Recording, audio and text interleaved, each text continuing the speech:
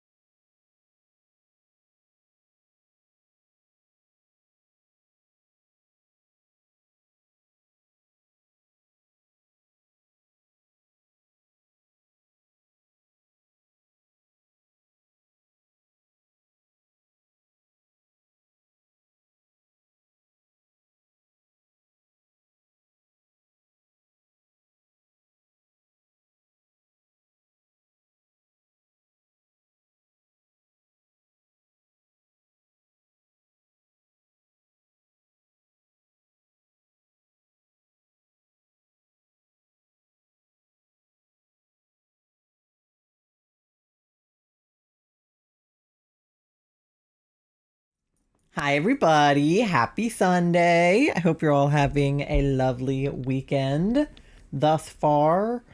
Let me check up on chat. Moth, congratulations on redeeming first. Here is a cookie for you. And thank you for already pinning the DA code as well. Astriel, congratulations on redeeming second. Here is half of a cookie for you. Charlie, you are at 32,400 bells on your loan. Doe, you're at 12,800. Also, hi. How are you? I hope you're doing well, cutie. Did the I am here not happen? Where is the I am here? My headphones weren't in. Let me see.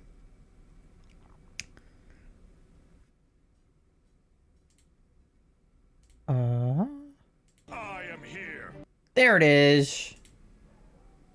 It's here. Don't worry. It's fine. I'll make sure that my alerts are refreshed.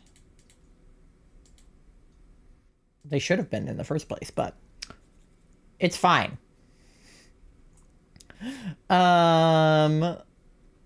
Okay. Where was I in chat? Doe, hi. Astriel, hi. Katie, hi. I'm tired, but I have to finish this paper. I believe in you. You got this. I was tired before stream. I took I don't know, not even a 30-minute nap. I wasn't even actually unconscious. I was just kind of just laying down with my eyes closed. But I got really cozy and warm for a minute, and I was like, no, I gotta stream. Getting closer to finishing part 2, but I still need to do parts 1 and 3. So you just did the part in the middle, but not the first and the last part. Back in broke jail, it happens. Oh. It seems that I'm going to have to keep a closer eye on the other evolutions. Only 3 have been fighting. The other 5 must be plotting something. The word evolutions is it's so many 3s. Truly. It's 3-3-V, 3-3. Looks crazy. Part 1 is a genogram, and my brain is not here enough to do it. I don't even know what that is. Warm, so it didn't help. Yeah, Charlie is always way warmer than I am. I'm always freezing. Charlie's always overheating. So if I'm cold, I just cuddle up in their arms until I'm warm again. But it's a deadly combo. I'm keeping it, but ew, yeah. Part 3 is just summarizing an article talking about the effectiveness of the Bone Family Systems theory, which isn't terrible. Yeah, I feel like summarizing an article is probably easier than the other thing you said. But all of what you're saying to me is completely gibberish, so. Either and Sylveon are tearing apart alphas left and right. Yeah, I need Umbreon to do something. I think I started involving myself and then, fully didn't. Where are we at? Let me see. What is the last thing I did? I started helping fight the Metagross because Metagross are psychic and they're weak to dark, I think. I feel as though that was my logic. You guys are fighting Garchomp and Baxcalibur and Hisui and Gudra. Just pretend I'm beating up the Metagross, and I'll write a message where I do it. But just pretend that's what I'm doing. Genogram is a more complicated family tree that talks about different relationships and stuff within a family. Oh, interesting. That makes sense. Steel counters both of them. Yeah. This is true.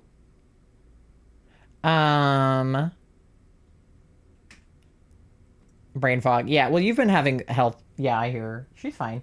I know you've been having health problems, so I can always speak for you. I can always just be like, and Charlie's also doing this. But yeah. Because what would a Metagross versus Umbreon situation look like? Yeah, he's weak to dark.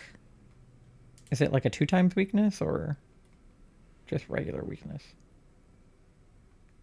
It just says weakness. But how weak?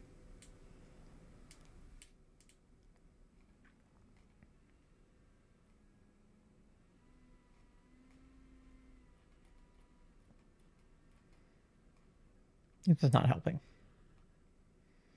Type effectiveness. 2 times weak to dark. Damaged normally by fighting, bug, water, and electric. Immune to poison. Resistant to normal flying, rock, steel, grass, psychic, ice, dragon, and fairy. It's resistant to a lot.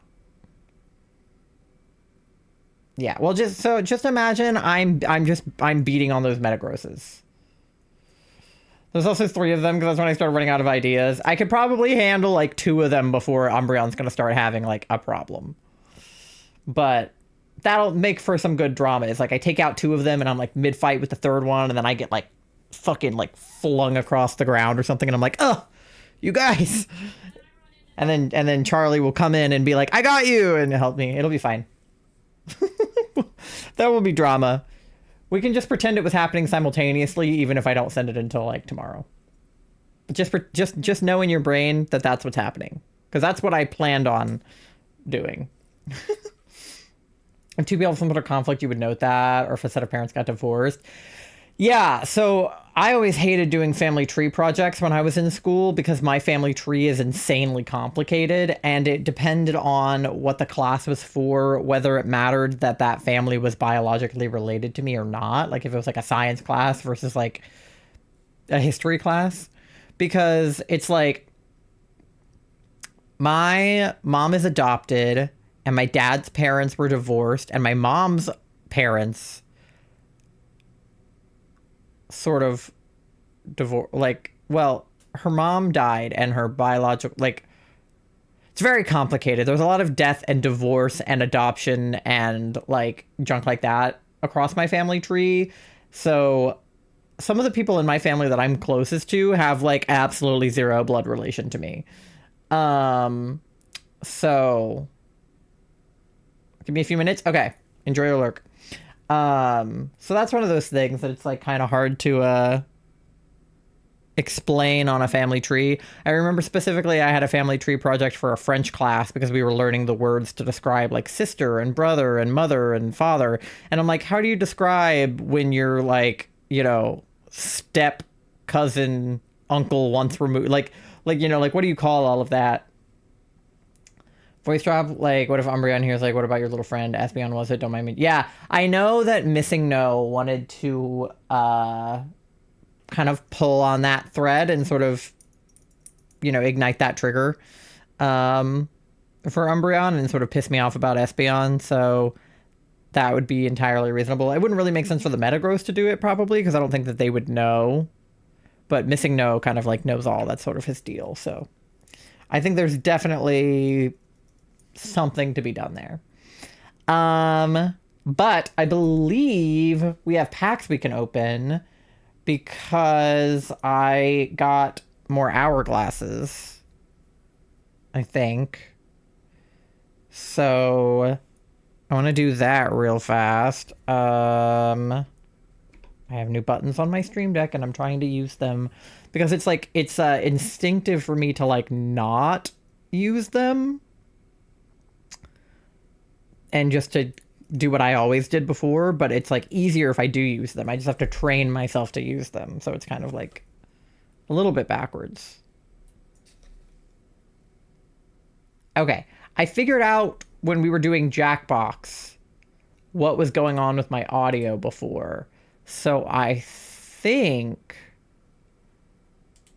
I can fix it now to make it so that you guys can hear the card packs being opened. Okay. That should be right. We'll see what happens if I go to the scene. What's Jackbox? Oh, Jackbox is, we did it last night for game night. It's basically where only one person has to have the game to be able to play. So I bought a couple of packs, and then the one person who has the game can host it, and then everybody else can join on their phone. kind of in the same way that, like, I don't know if you've ever done like a Kahoot, but like one person hosts the Kahoot and then everybody joins. And they have a bunch of different mini games that you can do. So there's one called Trivia Murder Party where you answer trivia questions, and if you get them wrong, you get murdered. There's one that we played called TKO where you have to draw something and then somebody else writes like a short sentence, and then the drawing and the sentence get smushed together and put onto a t-shirt, and then you get to decide like which t-shirt is funnier. We had some really fucking funny t-shirts last night. I should show you guys. They're in the Discord, but yeah. Anyone who came to game night last night, I hope you had fun. I had fun. Why can't murder mystery games exist? I mean, they kind of do. There are some. But yeah. Okay. I'm not hearing the sound. So immediately, what I did for Jackbox is not working. Which is weird because it was. And it should be.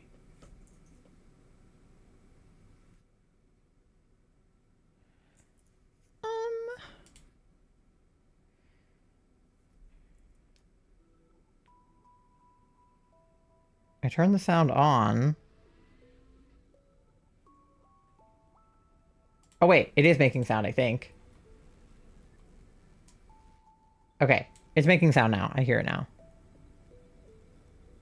It's still not coming through the right channel, though.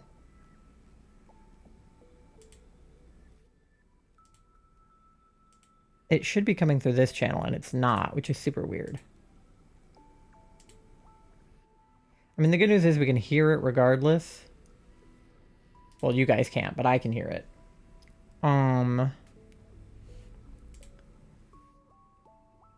Hi, Pumpkin. How are you? But I don't know why it makes me route it through the system audio for you guys to be able to hear it. That doesn't make any sense. It should be going through the game audio.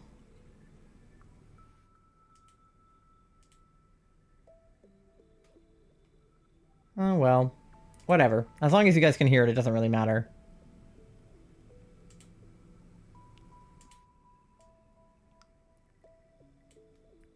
Okay.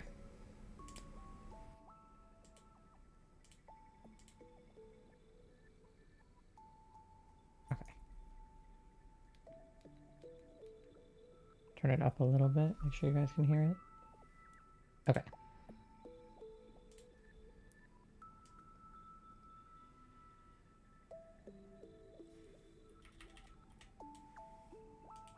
All right. It looks like it's coming through on y'all's end now. Okay. Let's open some Mega Shine packs. Also, thank you for paying your daily loan. You're at 1,100 bells on your loan, Pumpkin. All right. Ooh, we got a shiny. All right. Hiking Trail, Hypno, Axu, Illumise, Chinchino, Halucha! It's not Mega Halucha, which would be cooler, but I do love a shiny Halucha. Now we're gonna have to shiny hunt for Halucha in ZA. Fairy Sleigh. Alright, good first pack. I'll take it. Playing in the middle of Watership right now. I'm not playing it. So that was the last time was March 7th of last year. Oh my gosh, it's been over a year. Alright, we're making decent progress on Mega Shine. We're already at 50 out of 69. How about another one?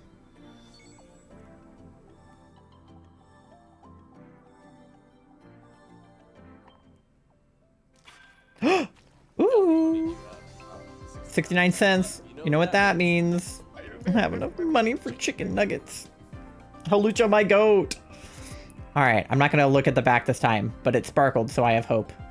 Garbodor, Iris, Druddigon, Varoom, Lapras. Beautiful, like full illustration with the like other Lapras in the background and like the Mantike, Pelipper. Very pretty card. Okay. Not a lot of new cards, but a pretty one, so. Oh. Oh. The audio cut out for a second, but it's back. It's okay. Alright. And then let me see what I have. First of all, I could probably wonder pick, but second of all, I think I have my 30 days of gifts to open. Yep. I have 2 packs from, it looks like Fantastical Parade to open. Been getting frozen mini tacos or pasta and sauce. I had tacos for dinner. They were very yummy. Oh, I have some shares too. Charlie sent me Scovillain. Is that Paldea? Ooh, it is. Okay, we're at 86 out of 93 on Paldean Wonders, you guys. We'll have to see what we're missing. Thank you, Charlie. The 7-string streak Pride Pumpkin. Let's go. That art is adorable. And then MG sent me... Oh, Origin Form Dialga. I needed that one for my Triumphant Light. Ugh, I'm so close to finishing Triumphant Light. 72 out of 75. I'm missing 3 cards. Unbelievable.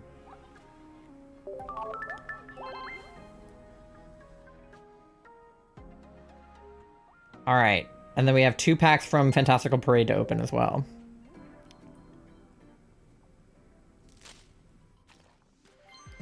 Ralt, Litwick, Snubble, Vivillon, Amora. Nothing new. Bowtie pasta and some sauce and cook them together. Ooh, I do love bowtie pasta. Do you take friend requests from viewers on that game? I do, yeah. I generally, yeah. I mean, if it's you, yeah. If it's someone I don't know. Did you see I got 2 gold cars from the recent set? Which 2? I did not see. I'm friends with a lot of my viewers on here, though.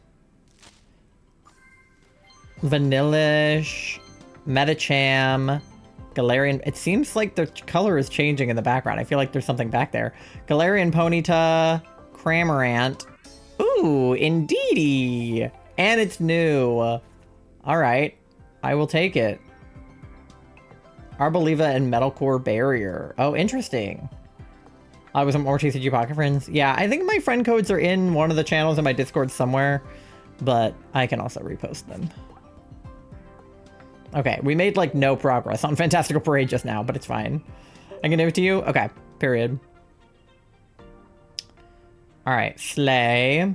And then we have Wonder Pick stamina, so we may as well do that too. we can Wonder Pick from Astral, who pulled 2 Grumpigs in the same pack and also a Drowsy. I'll consider it, considering I don't have that card. There's also this one, which has a Grumpig, a Scyther, and a Raichu. Ooh, there's a Mega Gardevoir EX in that pack I don't have. I feel like my odds of pulling that are so low. Ooh, there's a Groudon from Mega Shine in that one. Ooh. This is Mega Rising. Yeah. I told her, did I pull one I fucking had? No. Okay. I didn't pull a cool card, but I pulled one I didn't have, so I'll take it. But yeah, I was going to say, I was pretty sure that we had talked about you sort of like pulling that thread and sort of teasing Umbreon a little bit about the Espeon situation. Okay. Well, I didn't get the Hydreigon or the Ferrothorn, but I got a new card, which is all I can truly ask for. All right. What else? Anything good? Oh, there's a Mega Slowbro EX in there. All right, well, let's...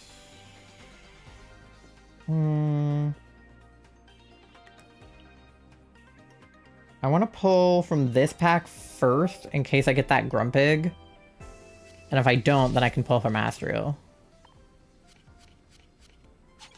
Oh, we got the Scyther. Okay, I think that one was new.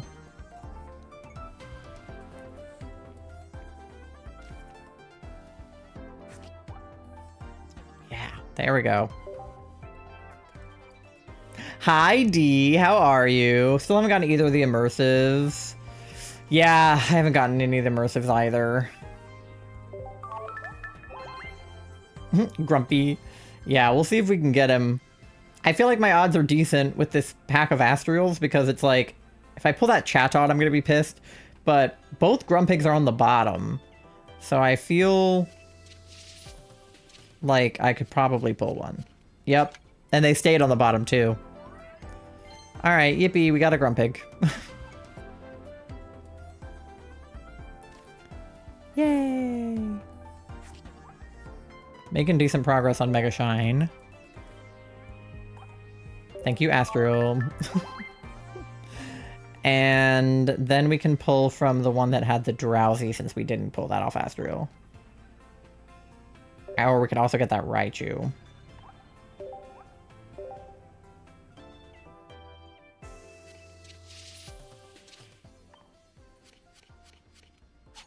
Okay, we got the Raichu. So we didn't get the Drowsy, but we got the Raichu. I'll take it. Relatively successful Wonder Picks. I'm happy with that. One more card and we'd be at 50. But 49 out of 69 for the diamond cards. We're only down 20. I'm not mad at that. Also, attempted to inhale orange juice, so I'm dying.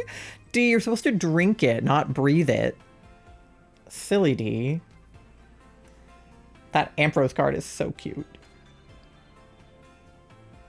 Fione card. I'm tempted by this, but I feel like the odds of me pulling that Groudon are so low. That Drowsy is in this, too. Let's see. Let's see if we can pull the Drowsy. Nervous system likes to mix up two body functions. Okay, we didn't pull the Drowsy, but we did pull the Fracture, which is the other one we were missing, right? I feel like I should quit while I'm ahead because I keep pulling cards I need. But, like, I breathe in water all the time. It's unbelievable. I choke on air. If I'm ever eating something that, like, best example is, like, nuts or anything that has, like, sort of, like, salt on the outside of it, I will choke on, like, the salt on the outside of nuts or, like, pretzels. I don't know why. Flaky salt, I just can't consume it correctly. Okay, and then I want the Slowbro. I'm probably not gonna get it, but I want to try. Choking on air in my own spit. Yup. Oh, we didn't get them, but we got the Fione. It's okay. We got a new card. That's all I can ask for. Been like 3 or 4 days since the new pack has, and I haven't downloaded an update for it. It's downloading so slowly with stream in the background. Yeah, I hadn't gotten them. I just opened like my first pack of them last stream, I think. So that was what, Thursday? Okay. Now I'm gonna quit while I'm ahead. Because we're out of Wonder Pick stamina. So. Alright. Let's go over here. Oh. My screen's turned off. Okay. Rude of your spit. Yeah. Okay. So now let's mute my system audio again. And yeah, that should be good. Okay. Cool. So let's get our first DA lobby of the night open.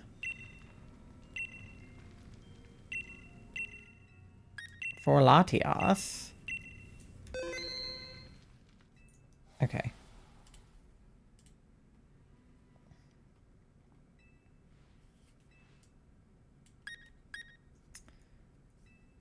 All right.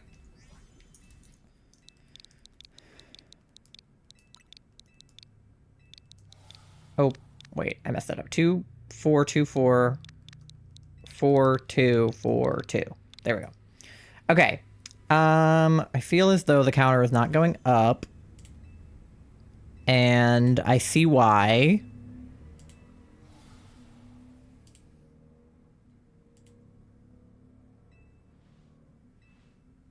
It should go up now.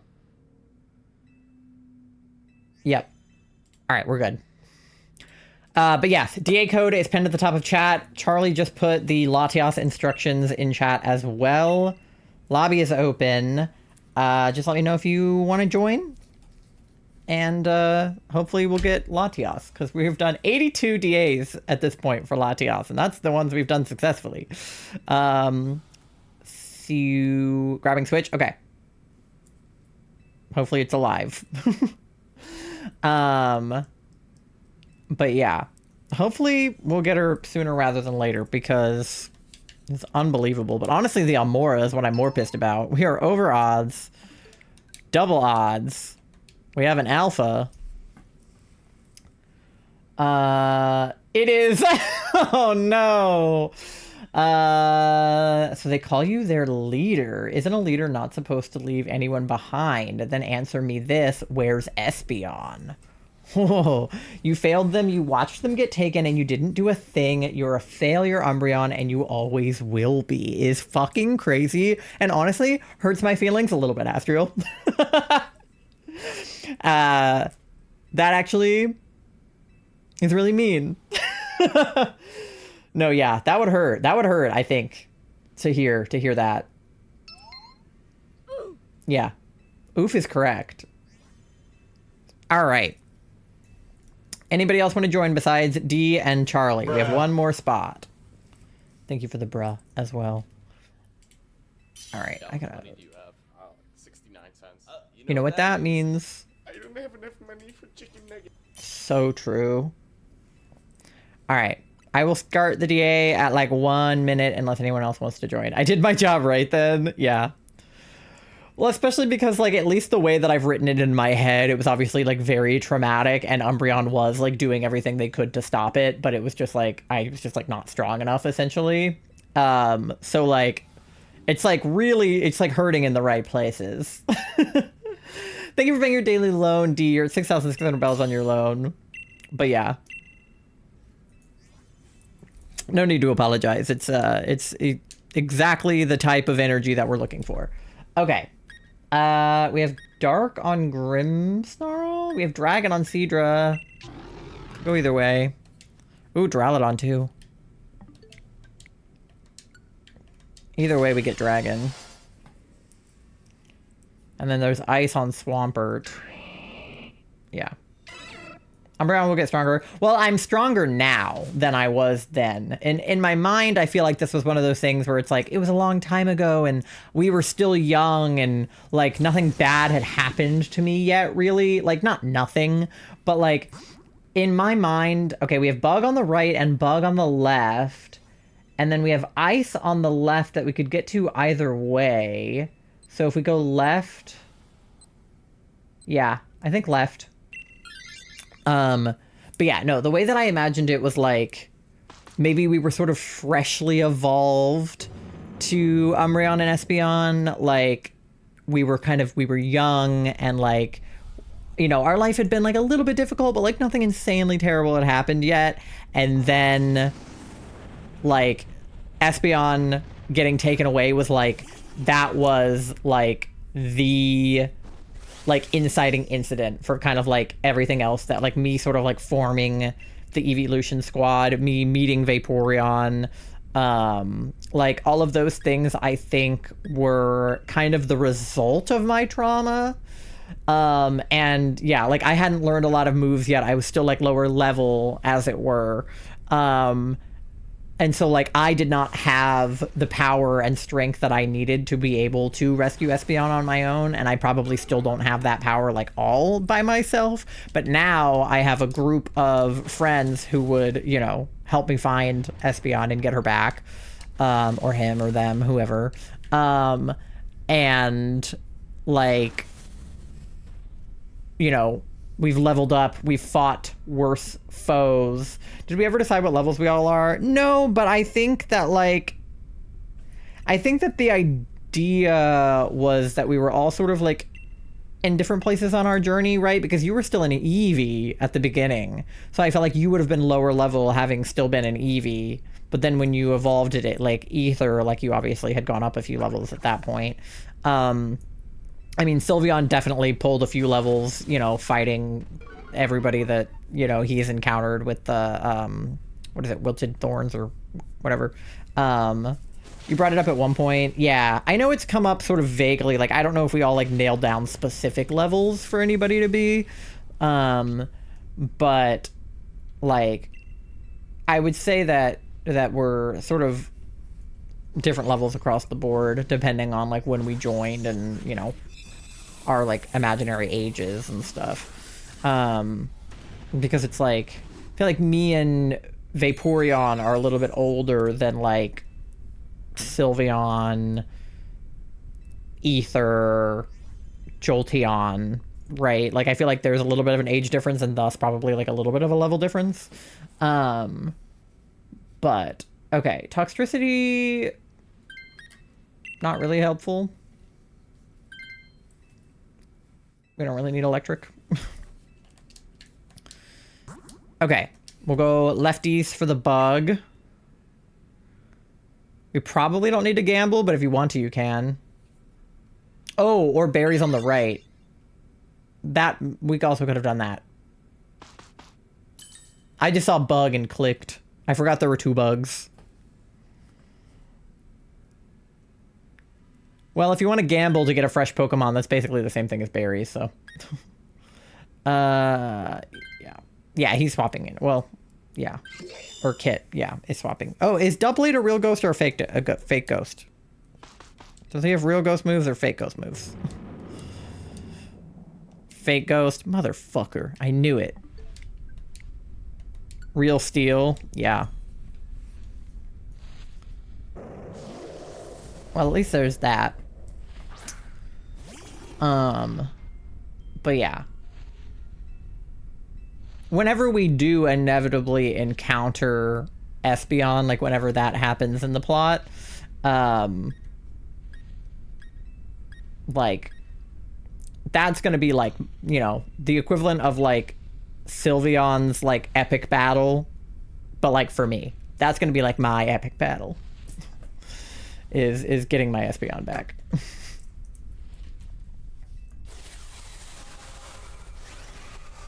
All right. We're at 8222 on the Amoras now. I like that briefly the numbers have lined up on the Amora and on the Latias. Like, when we were at, like, 70 Latiases, we were at, like, 7,000 on the Amoras, and now we're at 82 Latias, and we're at 8223 on the Amora. They'll eventually separate from each other, but I just kind of like that they're lined up right now. Oh, possessed me to draw Lucifer comforting ether. I was bored of the library one day, and it came to be. Yeah.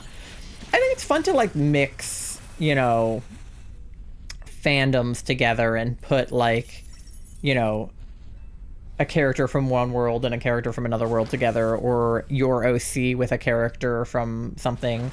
When I was younger, I had, like, a self-insert Gravity Falls character that was just, like a fellow 12-year-old, like, living in Gravity Falls at the time, who was, like, friends with, like, Candy and, you know, Greta and Dipper and Mabel and everybody.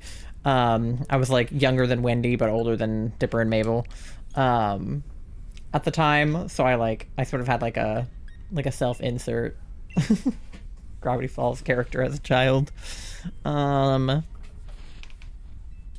Just because, like, I liked solving mysteries, and I'm good at puzzles, and I thought it would be fun to, like, exist in that world. I mean, it would obviously be, like, terrifying when, like, Weirdmageddon happens, but generally it would have been fun. I just can't draw, so I just kind of, like, I imagine those types of things, and I'll either make a pit crew about it, or have a friend draw it if I can, you know, convince a friend to draw it for me, or I'll, like, write it down in, like, a journal. But yeah, I just can't draw. Like, I'll doodle for fun, but, like, it's never anything that looks like anything. Like, it never looks good. It's always just kind of like what I felt like doodling at the time. After beating Arcelorna, which was pre-Pixie Cannon, Sylveon was level 52. Yeah. So Umbreon is probably just like slightly above that. Probably like, I don't know, around 60 maybe. I don't know. I haven't thought about it that hard. But because I feel like I imagined evolving into Umbreon between like 20 and 25, because I feel like that's when a lot of people evolve their EVs, is like somewhere in there. So it would have been essentially like 40 levels ago. It's been 40 years. Okay. So yeah, we can take Scyther. He's got Bug and also Flying. D's got him. No kit. Okay. And then we can go toward Ice, which is Obamna, I think. Yeah, I will add you on TCG Pocket, probably on the ad break or something when I get a chance to. So I will check. But I saw the friend request come through, so I will take a look at it. Bum, bum, bum, ba-dum. But yeah, I'm always down to add more people on there because I am missing like 3 cards from a few packs. Anywhere between like 3 and 10 cards in like 2 or 3 of the packs. So if anybody has those and wants to trade with me or share them with me, hit me up on TCG Pocket. Charlie and I have been doing a couple of trades because I'm very close to getting them on some. So, but they just don't have a lot of the cards I'm looking for. I'll do that before I uninstall the game, I guess. Yeah, your Wonder Pick luck has been so sad. Every time you send something to that channel, I'm like, oh. Because usually, like, I had a pretty good run with my Wonder Picks just now, but, like, usually I also, like, the card I really want is always still left on the table. Never decided what little Eevee was. Smith little Eevee. I started drawing panels of her hatching and being alone. Yeah, I mean, she definitely would have been lower level than the rest of us at the time. But,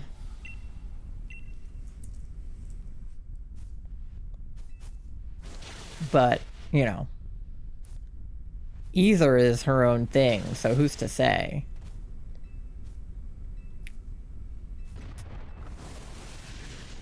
Obamna.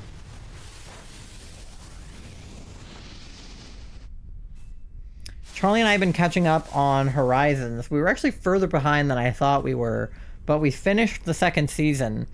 So we got through the whole Laqua arc and the explorers, like, trying to take over Laqua. And then freed, like, spoilers, like, falls to his death, question mark? I'm assuming he didn't die and that Charizard caught him, but freed is MIA at the very least.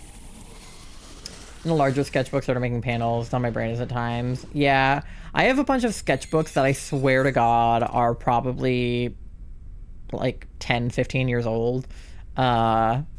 That I was like going through when we were cleaning out the house. I was like going through like my memory box and like some of my notebooks and stuff from school, because I kept a lot of notes from school if they were like relevant.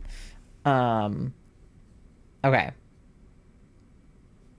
we want Obamna probably for the ice. Charlie and I have the same amount of health, so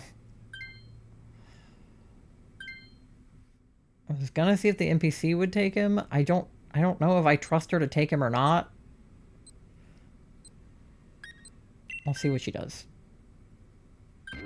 Okay, she took him. Ugh, that was dangerous. Probably shouldn't have done that, but it worked out. I was gonna have Charlie wait to hit that they didn't want it to see if she would take it, but then Charlie already hit no, so. Pokemon Master as a rescue team. Switch Remake of Run Blue Rescue Team. That game came out 6 years ago, and I found out I had a demo this morning. That is a demo? I should play that. I have never played a Pokemon Mystery Dungeon game all the way through. Fun fact. I have only started one on like an emulator, and I never finished it. But I would love to play through the Mystery Dungeon games. Oh, she reflected Scyther's type, so that makes her, what, bug flying now?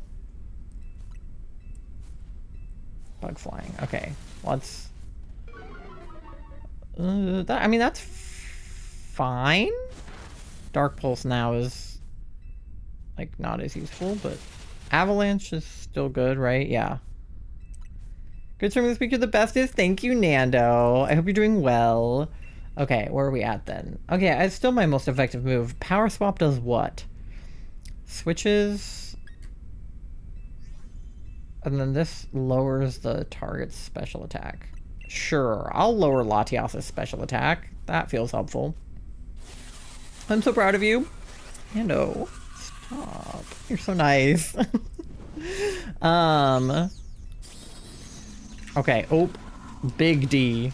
Scyther v Scyther. You watched Tsunami last night? Oh yeah. I'm glad it was good. What were they playing on Toonami last night? We did Jackbox last night, which was super fun. I've actually never hosted a Jackbox game before. I've played in other people's Jackbox lobbies before, but I was never very good at them, especially like Quiplash. But I actually won a round of Quiplash last night, so I'm proud of myself because my humor never lands on Quiplash for some reason, but I got lucky. I think it landed with you guys because I feel like you're in my streams because we have like kindred senses of humor. So like one of the like worst jokes that I made was it was like a joke about like a secret room in the Pentagon, and the secret room in the Pentagon was holding hexagons was the joke that I made, which was not funny. And I feel like if I played that with like my IRLs, they would all be like, what? But surprisingly people laughed, which I did not expect. I thought it was funny. Thank you. It's just one of those like terrible like dad joke style like, you know what's better than the Pentagon? The hexagon, because it's got more sides. But I was like this close to making a 9/11 joke too. And then I usually do pretty terrible at Trivia Murder Party, which I did. But I did have a couple of good rounds. There was one where the last question in the like very last round, where it's like kind of like rapid fire, was about James Bond movies. And like you guys know, I am a massive James Bond fan. So I was like thrilled to be able to answer that question. Yeah, there were too many like literature questions, and then there was also a couple that were about like famous paintings.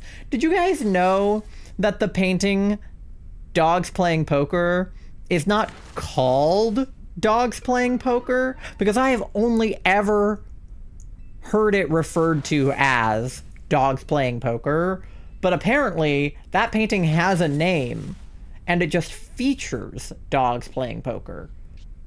And I was like, I just figured it was called that. Like, I thought they just named it Dogs Playing Poker. Like, I'm Evie. Female because the only gender it can be for some reason. Son of my partner is a Totodile named Chompers. And my rescue team is called Team Steam because I plan to evolve its honor to a Flareon later. Aw, that's very cute. Yeah, the mystery dungeon game that I played, I took the little quiz at the beginning and I reset it until I got Bulbasaur as my starter because I wanted to be Bulbasaur. Oh, speaking of demos, also, Charlie and I played at the beginning of the Tomodachi Life Living the Dream demo last night. We played on Charlie's account, not on mine, because obviously I want to play through, well, maybe I'll play through mine on stream. I don't know. We haven't decided. A lot of you said you wanted me to, so I probably will. I'll at the very least do a little bit on stream, even if I end up taking it off stream after. But I wanted to save it for stream in case. So we played on Charlie's account and made Charlie and me. And just kind of like played through the very beginning of the game, which is really all the demo lets you do. But it was super fun. I was obsessed with the original Tomodachi Life, so I am like on the edge of my seat waiting for this game to come out. Like I knew I was gonna love it, but as soon as we started playing it, I was like, need. Flawless run, yeah, we did really well. There was like really almost no point during that where I was like worried at all. Like we just kind of breezed through that one, which is positive for the first day of the night. But yeah, let me know if you guys got any shinies. Obviously D, you did not, so that's mostly directed at Charlie. But yeah, I know a little bit of literature here and there, but not nearly as much, excuse me, as Trivia Murder Party would I have hiccups, oh my god. Ugh. Would expect me to know. I got lucky with some of the movie questions where it was either a movie I had seen or at least it was a movie I knew enough about where I felt like I could answer. But some like movies are based off of books, and that was the best I could do for books I hadn't read. I was like, well, you know, there's a movie. Ether is still new. Level probably isn't very up there, not yet anyway. I'd argue it is. Sylveon's between levels 59 and 62. Ether is clearly on par at minimum with Sylveon. Yeah, I feel like she probably has leveled up a lot, like, since evolving. And, you know, doing all the fighting that we've done. But could go either way. Alright. Charlie, did you get any shinies?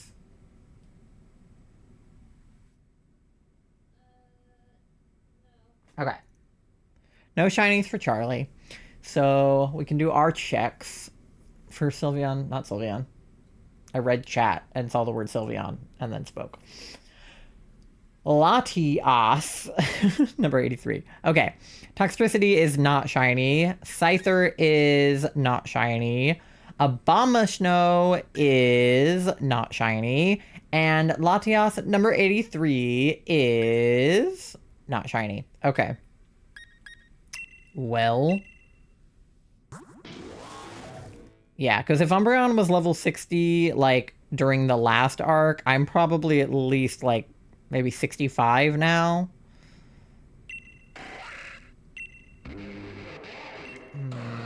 I'll take the Toxtricity, I guess.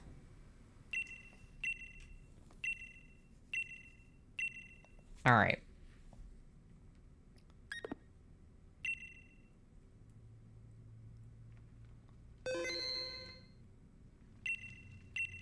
Yes. Okay. Get another lobby open. Yeah, we have just enough time to do one more, and then the ad. Alright. Latias. And link code 242424242. Lobby is open. And I'm going to grab myself a sip of water real fast because I finished my Gatorade. So I'm going to get my water bottle. You guys join the lobby.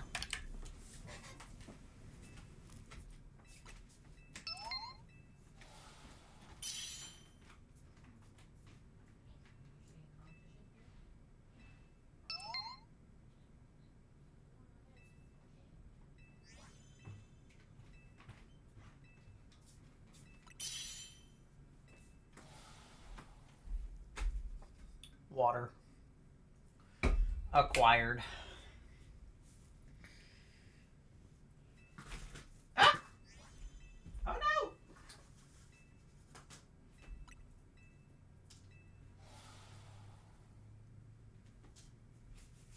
I spilled lettuce onto my floor.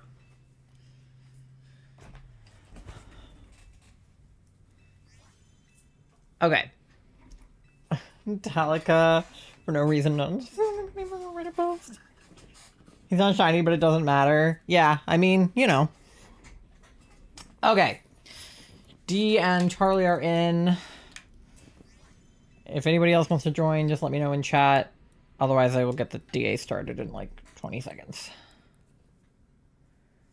Alright. No shiny Amaura. Because why? Why would Amaura be shiny ever?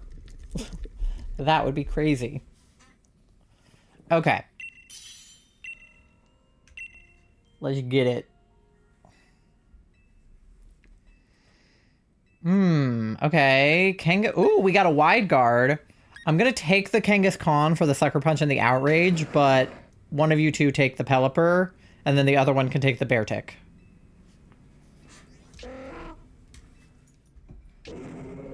Oh, and an Absol, too. Oh, he took the Haunter, but Absol good, too.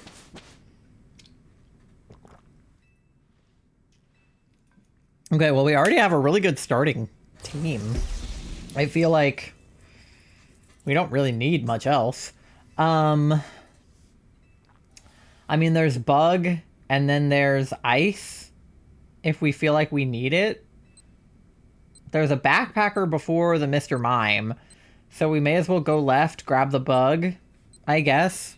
But, yeah, honestly, this might just be kind of one of those things where we just want to, like, take the easy fights where we can.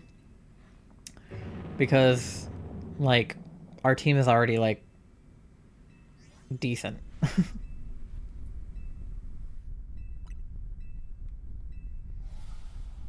Big horse. Absol, my misunderstood seer mentioned. Yeah, we got a lot of Absol fans in chat. I know Charlie's a big Absol fan. I need a shiny Absol, like, now, because I don't have one. And I want one in ZA. Shiny Mega Absol Z is, like, the dream. Charlie has a shiny Mega Absol Z. How dare you?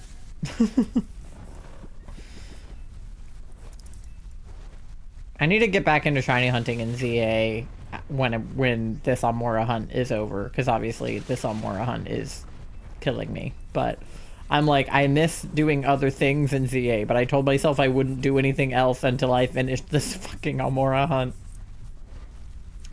And I have my Pumpkaboo hunt still. The, like, jumbo variety one. Of course, we were doing that hunt wrong for the first, like, day and a half because we were hunting them during the day and they only spawn at night. But now we know. We've learned our lesson. Someone's trying to summon the level of God. Of course, he's going to be strong. Yeah.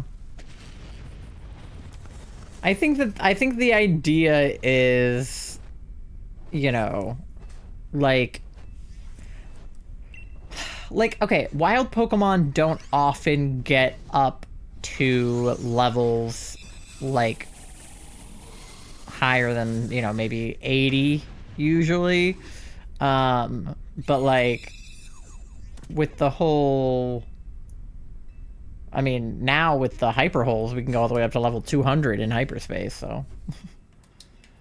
Commitment is crazy. My motivation could never. I mean, I literally, like, I can only stand this hunt because I'm doing it alongside the DAs. If I was just sitting here watching the Amauras appear on my screen, I would be so bored. Okay. Mudsteel does have Lash Out, so, I mean, it's kind of the same vibe as me having Sucker Punch and then a ground move. But I have Outrage, which isn't technically an attack, but, like, I'll probably keep it still. Reason I didn't hunt the legendaries in ZA. See, I want to do that. I really want to get the shiny Swords of Justice. Okay, I guess go toward Bug.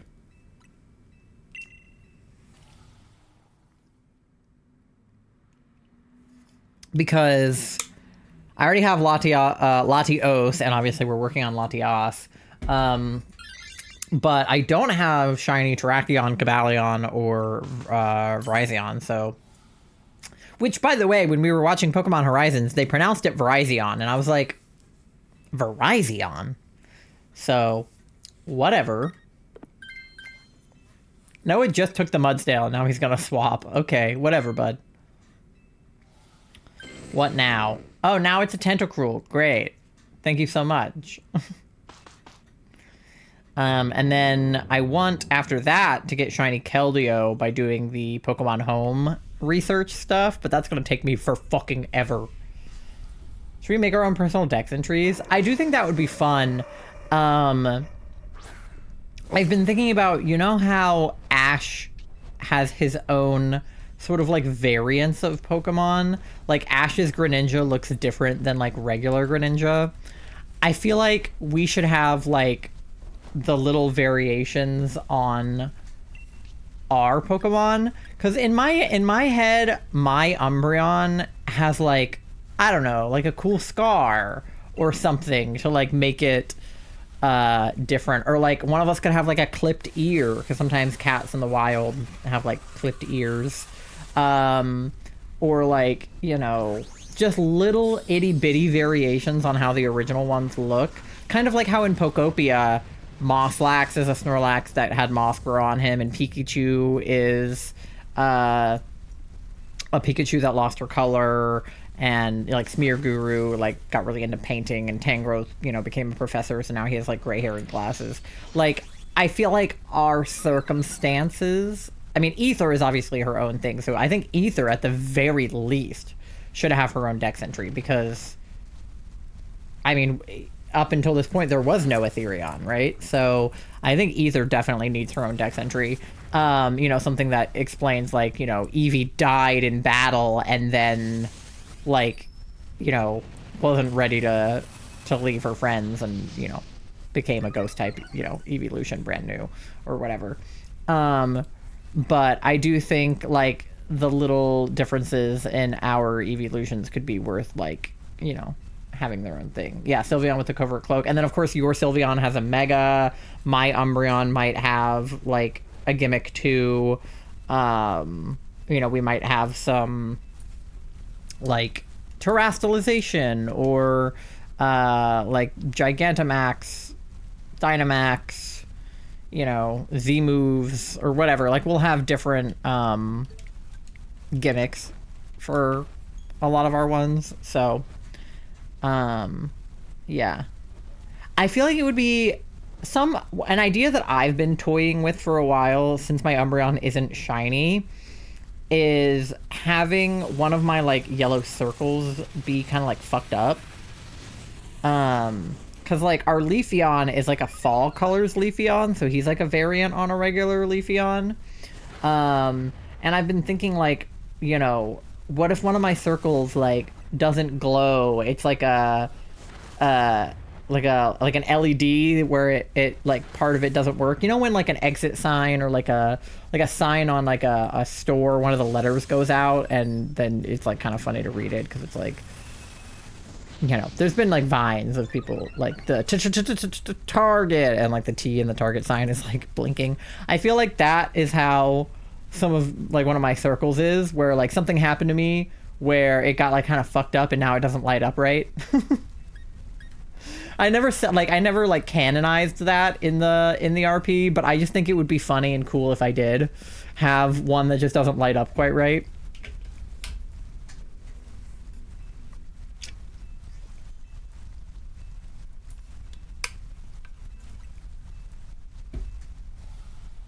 Our Leafeon is fall themed, maybe mark on their head or arm. Yeah.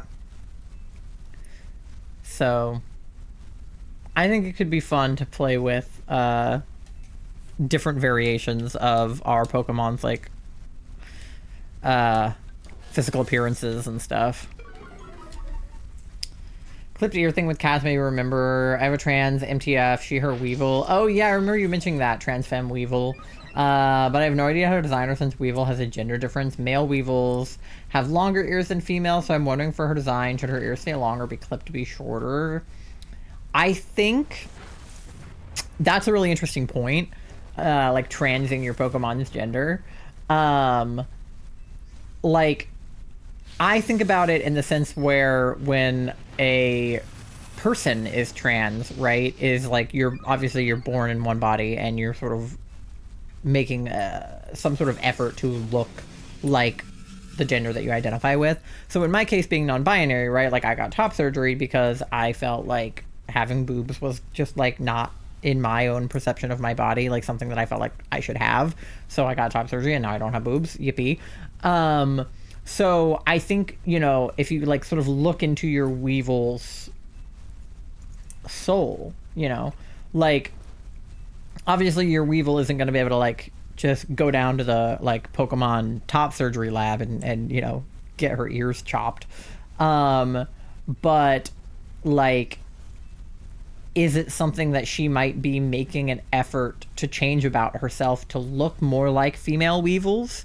Or is it something that she doesn't really care about and just kind of like presents feminine in other ways? Because some people make the decision to get surgery and go on hormones and some people don't, right? So I think like it would be, you know, maybe she, like one of her ears is clipped because like she was in a battle and it, you know, it got sort of chopped and so she has like a short ear and a long ear. Or you know, maybe she kind of tried to make the other one match the first one, or you know, anything like that. You know the bow tie that Sylveon has on their neck? Yeah, like that too. That's like a little like masculine thing that your Sylveon has, since Sylveon is sort of regarded as more feminine, which was obviously Jade's issue, is that you evolved into a Sylveon and not an Umbreon, right? You're a masculine Sylveon and I'm a feminine Umbreon. And we shake hands in pissing off Jade. Okay. Do we want Durant? I mean, he is Bug. He's got X-Scissor. So if you want him, you can take him. Noah wants him, apparently, so either Noah can take him or D, if you want him, you can take him too. NPC can take it? Okay. Beautiful. Canonizing that Sylveon made a scarf out of the tendril that Missing No stabbed him with? Oh, fuck yeah. Okay, yeah. And then if we go toward ice here, we get a backpacker, an ice type, and then also then a scientist, which hopefully Noah will not fucking gamble on, but we probably... I don't know if we want Mr. Mime or not. I hate Mr. Mime. I don't know if we want Mr. Mime ever, but we already have an ice type, so unless... Because obviously we're keeping the wide guard. So unless we... Ooh! Leftovers! Unless we want to swap ice for ice. Otherwise we have bug and dark, so we have a more diverse team, which is good for Latias. Don't want to take Mime unless I have to. Yeah, unless you're on like fucking 1 health, and even then it's like... So we can probably leave Mr. Mime. I don't know if I can finish the Pokopia decks because of this. I have specifically chosen not to spawn in Mr. Mime. I might spawn in Mime Jr. if I really am feeling like it, because he doesn't bother me as much. But Mr. Mime is the last Pokemon I am spawning in. Like, if I spawn him in, I am putting him in Mr. Mime jail. Like, I am literally going to, like, encase him. Accidentally spawned in Mime Jr.? Oh, no. If I accidentally spawn in Mr. Mime, I'm gonna be so upset. But yeah, I will be putting him in Mime Prison. Like, I will be burying him underground in the Rocky Ridges, and I will just be like, I will just pour lava on top of him. Actually, better idea. Well, not a better idea per se, but alternate idea. This might be helpful for you, D. I don't know how committed to getting rid of Mr. Mime you are. But what you can do is you can actually abandon Pokemon if you want to. Like, you can completely disappear them off of your island if you want. Like, if you want to go the nuclear route, you can... what you can do is get him to follow you, and then go to a dream island, like have Drifloon take you to a dream island and make sure that Mr. Mime comes with you. And then when you're on the dream island, you can trap Mr. Mime, make sure he's not following you anymore. So like do the thing where it's like, okay, don't follow me. And then you can leave the dream island and then just like go to the next day. And he'll be left there and he won't come back because he can't get back without Drifloon. So if you leave the island without him and you don't go back for him, he will just get stuck there and then you'll never see him again. I know that because somebody accidentally did that with their Charmander and they were very distraught because they accidentally abandoned their Charmander and couldn't get him back. But if you really don't want to ever see Mr. Mime again, that is technically an option. And you can do that with any of the Pokemon you don't like. If you want to just like, you know, get them for your decks and then abandon them on a dream island, it's a good way to also like minimize the population on your Pokopia island, because otherwise there's like 300 Pokemon that you could, you know, try to squeeze onto your islands. I've accidentally destroyed habitats, so they ended up being homeless. Yeah, if you make somebody homeless and then you pack too many Pokemon onto your island at once, they will despawn, and then you have to use like honey to bring them back. So you could do that as well. You could just have Mr. Mime be homeless, and then just pack a bunch of Pokemon onto that island to make sure that there's enough that he despawns, and then you would also never see him again. That would also work. So there's lots of options for things that you can do to make sure that you never see Mr. Mime. So I will probably spawn him in so that I can complete my decks, because there is an extra gate that you can open if you complete your Pokedex, and so I do want to be able to open that gate. So I will spawn Mr. Mime in, but it's going to be like the last fucking thing I do. And then I'm also going to probably trap him in a volcano and then make him homeless and then have him die in the lava. So, okay, yeah, we're all on like mediocre health, but I think it's enough that we don't take Mr. Mime. Legendaries are going to be a pain. Yeah, I know there's a way to find legendaries on Dream Islands or something.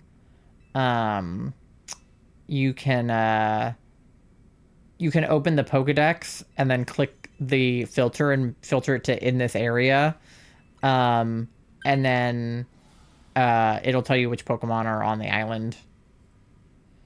Okay, we don't need Mr. Mime. Oh, Noah, come on, dog. Why? You had a Durant. Noah, I hate you so bad. All right, maybe he'll gamble too. What are the odds? No, of course he won't. What's a good description for Rotom to give Ethereon? I would look at all of the dex entries for the other evolutions and kind of try to like what are the words I'm looking for? Not copy the prose, but like use the same style of writing that they use for each one. So if it says like evolves from Eevee or whatever, like use that same verbiage and then just replace the information with Ether's information. So if it's like, you know, fire type that evolves from Eevee, for Flareon, it would be like, okay, ghost type that evolves from Eevee. And then like, you know, if it says like, oh, Flareon is like, you know, fluffy and can breathe fire or whatever, you can be like, oh, well, Ether is, you know, sort of, what's the word for, not like translucent, but you can like reach through her. Like, you know, partially ghosty and, you know, likes physical touch but can't really engage in it, and, you know, stuff like that. Hi, MG, how are you?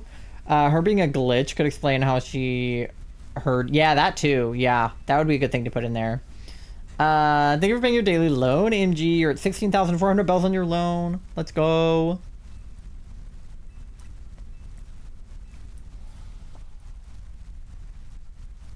All right, Charlie, just wide guard every time. That's all you got to do. Just wide guard the whole time. All right, and D's going big. So I'll have big bear tick.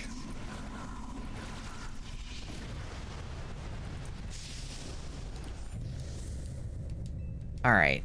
And no shiny, of course. I love my life. Okay.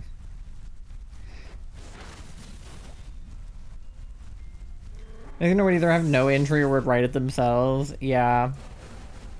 Because there's probably not one in Pokemon canon, but I bet somebody has written one before.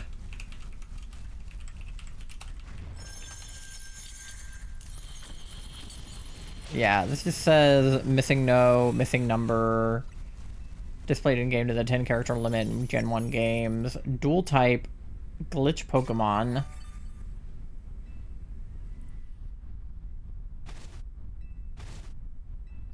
Yeah. So he doesn't really have an entry, but he has like a vague description.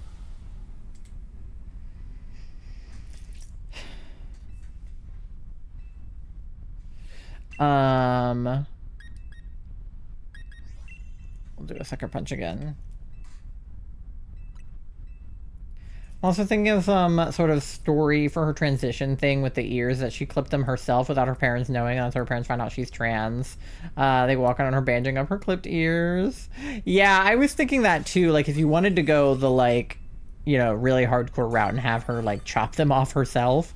But, yeah, obviously that would have its own implications. But it's definitely something for sure. Rotom would say Ethereon the glitch Pokemon. Yeah, that could be interesting. Because, obviously, like, Missing No is also the glitch Pokemon.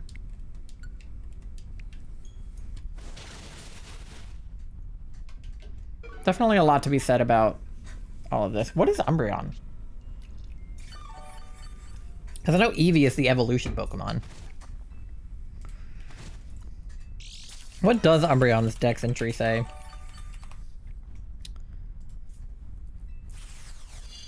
Umbreon. The Moonlight Pokemon. Aw, that's cute. Evolves from Eevee, leveled up with High Friendship.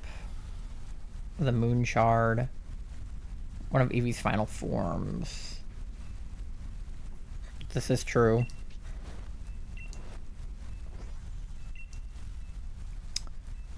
Pokedex entries. When an Eevee has had sufficient training and is exposed to moonlight, it evolves into an Umbreon. The rings on its fur glow when the moon shines on them. Nocturnal. Its large eyes can distinguish prey even in the darkest of nights. Interesting. That's cool.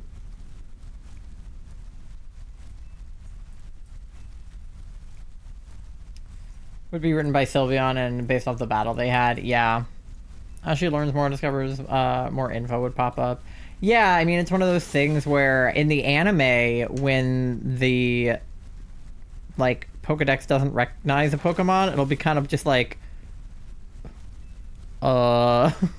because in Horizons, we were just watching, they thought that they were looking for Entei, but it turns out the Pokemon that they were looking for was Gouging Fire, who obviously looks like Entei, but is a Paradox version. So they were all like, you know, expecting Entei, and then they found Gouging Fire, and they were like, damn, this is a weird looking Entei. And the Pokedex was like, Entei. Right. Yeah, that's Entei for sure. But it was actually Gouging Fire. But it didn't know that either. So, yeah, I feel like it'd be one of those things where if a trainer encountered you with a Pokedex, it would open up and then they would be like, we ain't never seen that before.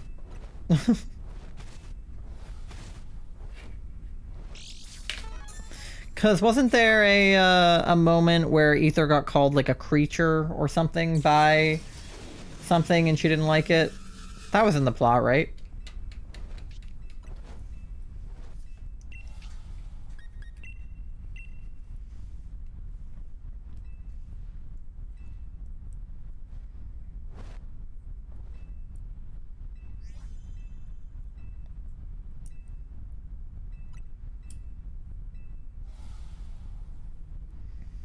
All right. We're at 8333 on Amaura and then 83 on Latias. Alright. I'm tired of looking at red Latias. I'm over it. Can she be yellow now? Ash's Pokedex said no data when seeing Electivire in the Hoenn anime. Ooh. Yeah. So there's that possibility too. That it's just like, no data. I don't know who the hell that is. Red color, an unknown creature. Yeah. And then she destroyed it. That's right. Yeah. So definitely would not want to do that again. No data is definitely nicer than unknown creature. All right. Yippee. No shiny for you? Okay. Charlie, let me know if you get a shiny, okay?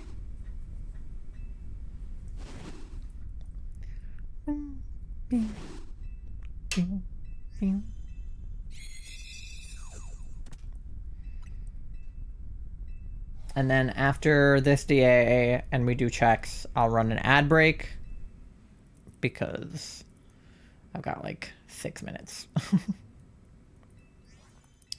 Alright, well, Mudsdale is not shiny. I sure hope Mr. Mime is not shiny. It's also a girl Mr. Mime. I keep getting female Mr. Mimes, and I'm like, why can they even be female? I want to hear what I have of her Dex entry so far? Sure. Like, if his name is Mr. Mime, I feel like they should all be... Like, they could have named it anything else. Like, they could have named it something like Mime related, but not just straight up Mr. Mime, and it would be less freaky. But it's like, we're really personifying this guy. Like... Alright. And no shiny Amaura, of course. Okay, hold on one sec.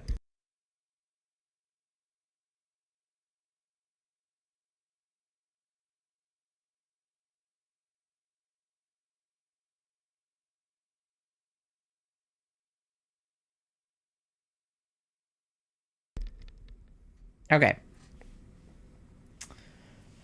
Well, we will do checks because I have an ad coming up. So, yeah. All right. Mudsdale is not shiny. Durant is not shiny. Right? I don't know what Durant... It's like more brownish, right? When he's shiny, I think. Mr. Mime is not shiny, I hope. I don't think he is. And Latias number 84 is not shiny. Okay, let me double check on the ones I'm like not as confident about. Okay, yeah, that's what I thought. I was pretty sure they weren't shiny, but I wanted to make sure. Okay, we'll take the horse. Why not? Looking into Mega Sylveon, is it being classified as a Ribbon Knight Pokemon? Which is dope. Ribbon Knight is such a cool name.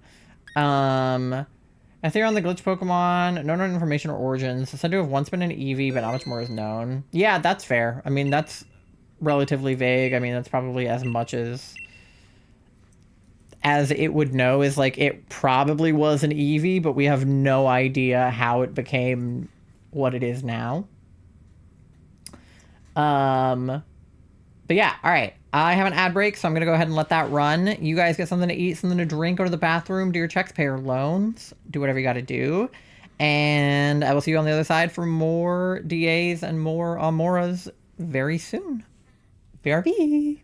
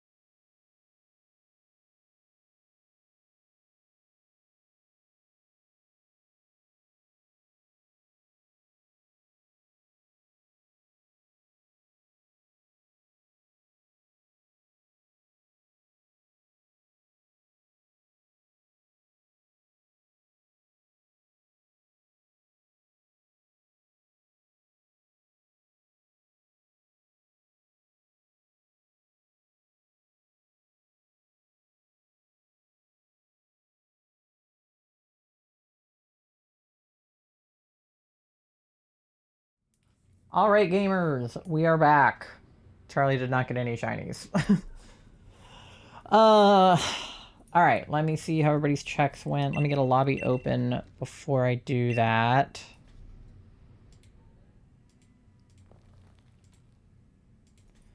All right.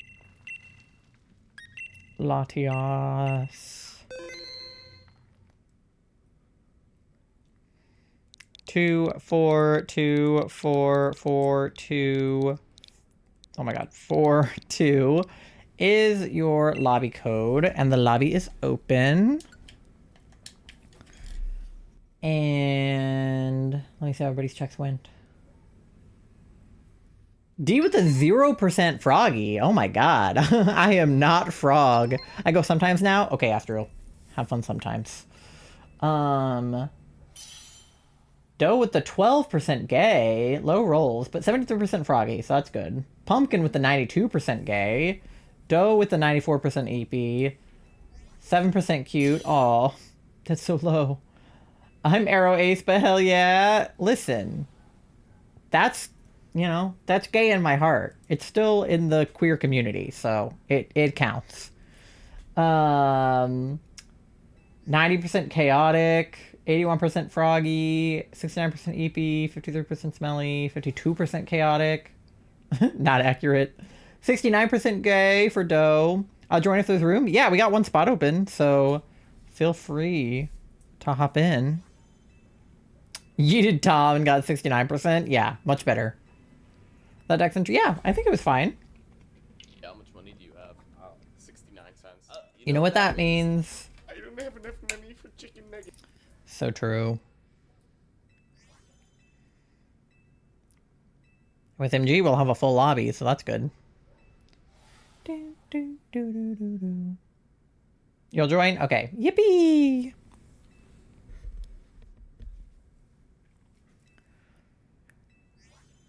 All right.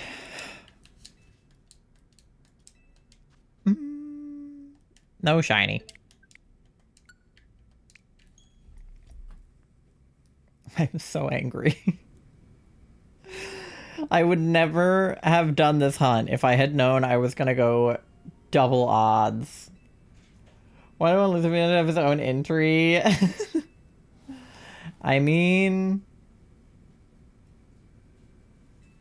you could. Thank you for the shiny luck, Pumpkin. I desperately need it because somebody doesn't want to shine. Sorry, I was going body. You're good. This you? Okay, MG is in. Alright. Exactly.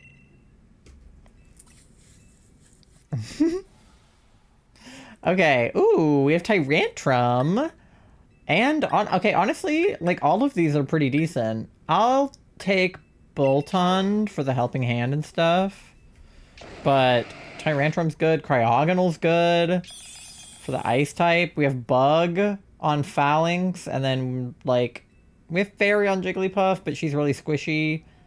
So, either one is fine, but probably Phalanx? Get the variety. You shared a card with me in TCG. I opened one earlier from you, the Origin Form Dialga. So now I'm, like, 3 cards away from finishing that set or something ridiculous. Okay, we have Dragon on the left, Dark on the left, and then Ghost on the left. Okay, left looks good. Left looks great. Thank you for that, MG. I'm almost done with Triumphant Light now, so that's a slay. What even would it be? I don't know. I guess you'd have to figure that out. Alright. Fracture.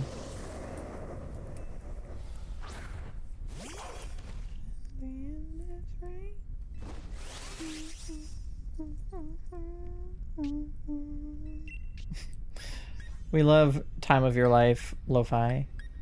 Alright. Who's got... Anybody got super effectives on Fracture? Ice, right? Because he's dragon? Are you doing something super effective. Yeah, okay. Impreg, hi, pasta. So you have one with apple-themed bows and snake ribbons. I mean, that's very cool, conceptually.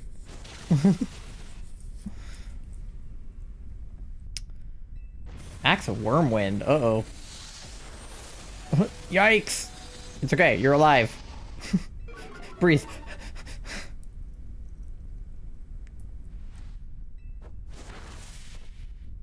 Got another package. Oh yeah, Charlie, you got a package. We never got it from the door. I got it. Oh, you got it? What did you order?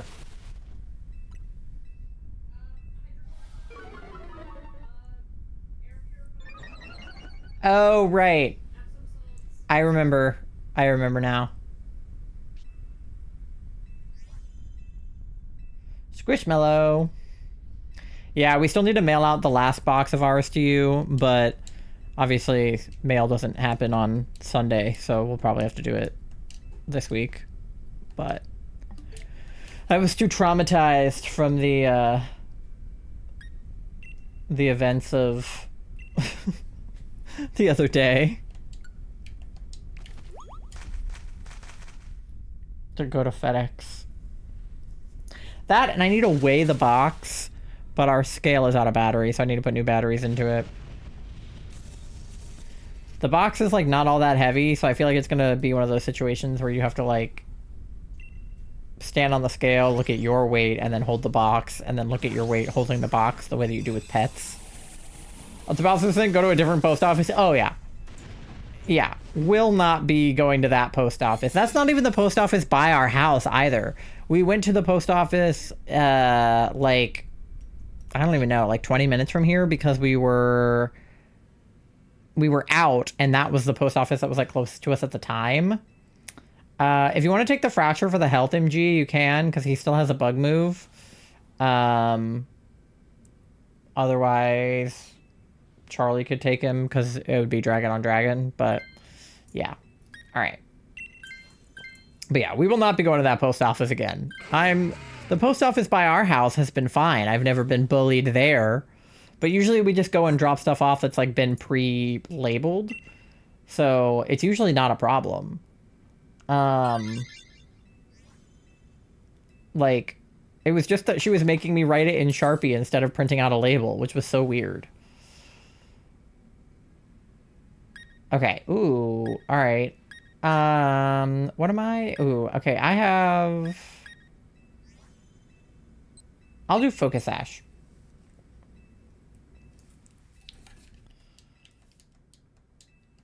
But yeah, hopefully we can just label this one at home and then ship it out.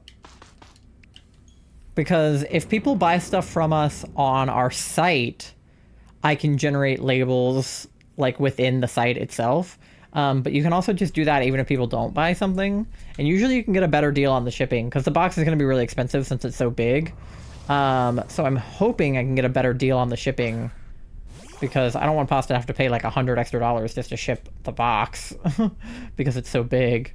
If not, we can maybe separate it into smaller boxes or try to, like, vacuum the big ones that are in there. But we have a couple of, like, really big ones in there. Shipping is stupid expensive. Yeah, it really is. It's, like, unreasonable how expensive it's going to be to ship that box, which is weird because don't people ship themselves their belongings sometimes?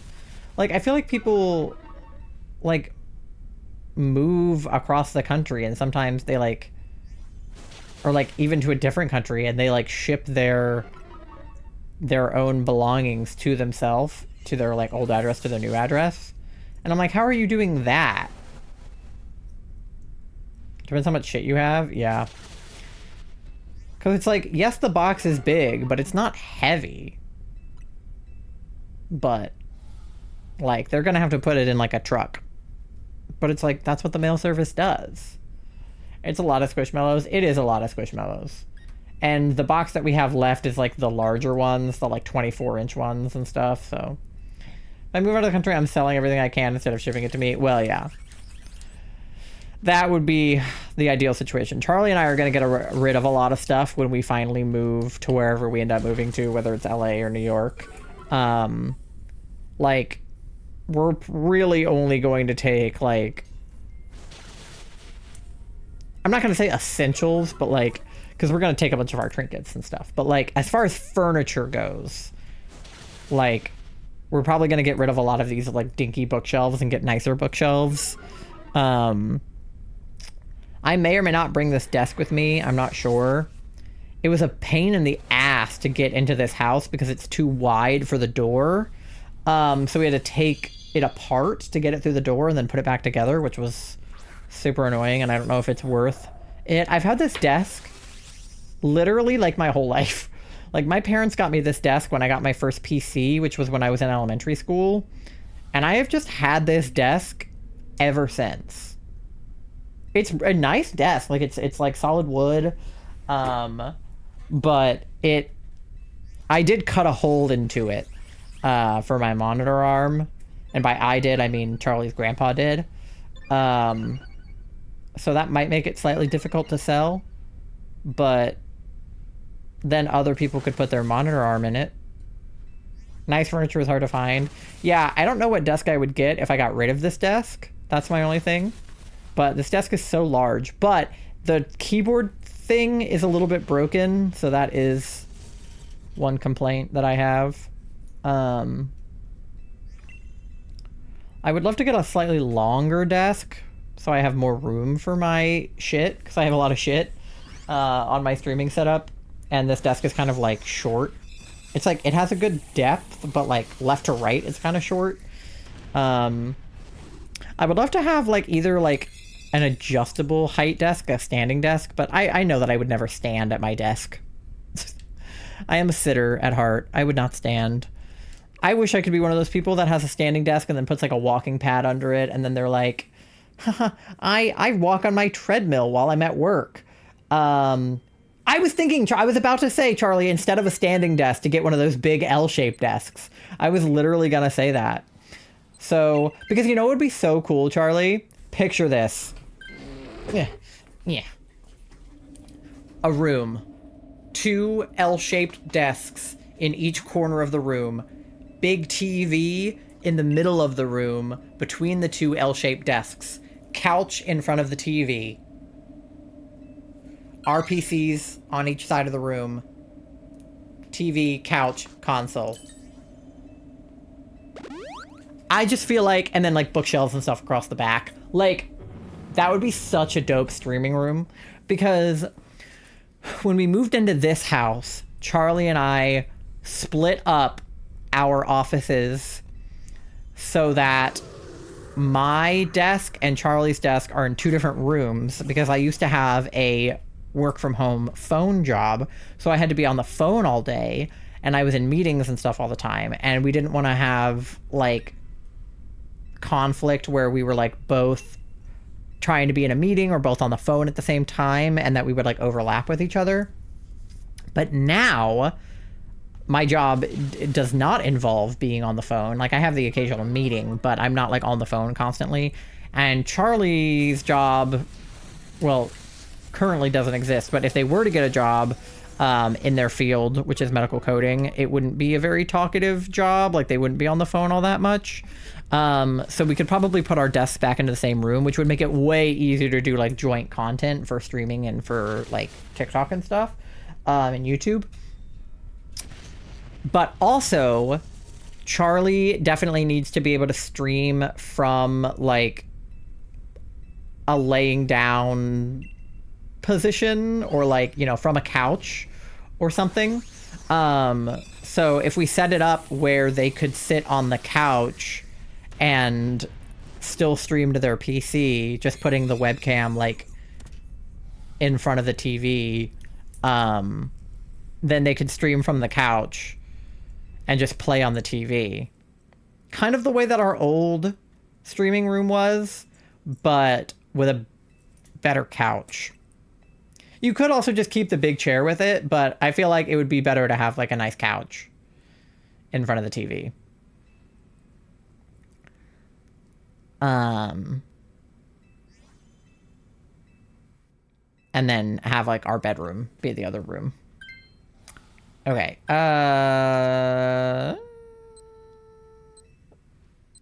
You can take Rotom if you want him, but I'm okay. Because we could also, like, we don't really have people over a lot, so we could also just turn our living room into the gaming space. I saw a couple on TikTok do that, where their living room is actually their gaming room, and then they have, like, a guest bedroom that is more of, like, a seating area for guests. And, like, you know, because we don't have people over all that often, so I'm like, if we don't have a big enough bedroom, which I doubt we will in the place we're going to move into, we could just make the living room into a streaming area, and then have a bedroom and then like a craft room or something for the other bedroom. I have a lot of stuff like saved in mind for like what our house will look like eventually, because, you know, up until this point, we've obviously just been renting everywhere that we've lived. And we really want to eventually like own, so that we can, you know, do stuff to the walls and paint and, you know, hang stuff up and, you know, mount a TV on the wall like adults. But also owning a place is a nightmare, because then, you know, if shit breaks, it's your responsibility instead of the rental company's responsibility, which is also terrible. So I doubt we'll own anything for a long time, because, you know, it used to be you could be a homeowner in your 30s, but like, I really doubt I'm going to be a homeowner by the time I'm 30. So it'll probably be a while before we can actually own a place, but it'll be nice to have like a slightly different setup than what we're working with now. And better furniture. Because we have some really like rinky-dink furniture. Thinking about a glitched Umbreon. What if we're glitched variants? Could be. I mean, that could explain the sort of glitchy light-up circle. Welcome back, Astral. There's definitely a lot we can do. But yeah, Charlie, we should get matching L-shaped desks for sure. That's like, that's the dream. Because then you could also have like the laptop, you know, in one place and then your PC in the other place. But an L-shaped desk would be great because I could put all my streaming stuff on one and then like my work stuff on the other and work off my laptop and then do stream stuff from my PC. So having an L-shaped desk is like, that's the dream. 2 matching L-shaped desks in opposite corners of the room. Okay. I have the Dynamax, but I don't want to do it because I can helping hand whoever does Dynamax. So I'll pass it, and then whoever gets the Dynamax, you can Dynamax, and then I can helping hand. Hi, Alex. Thank you for paying your daily loan. You're at 9,500 bells on your loan. Let's go.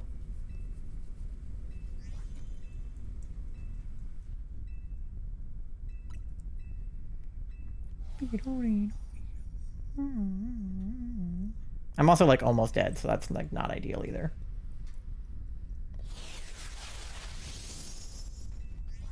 Don't nullify our stat changes and abilities. Alright. It's fine. Oh, Pangoro is paralyzed. Okay. Munch. Oh, okay. We almost got her. Atheon is basically a glitch in Eevee's genetics. Yeah, definitely.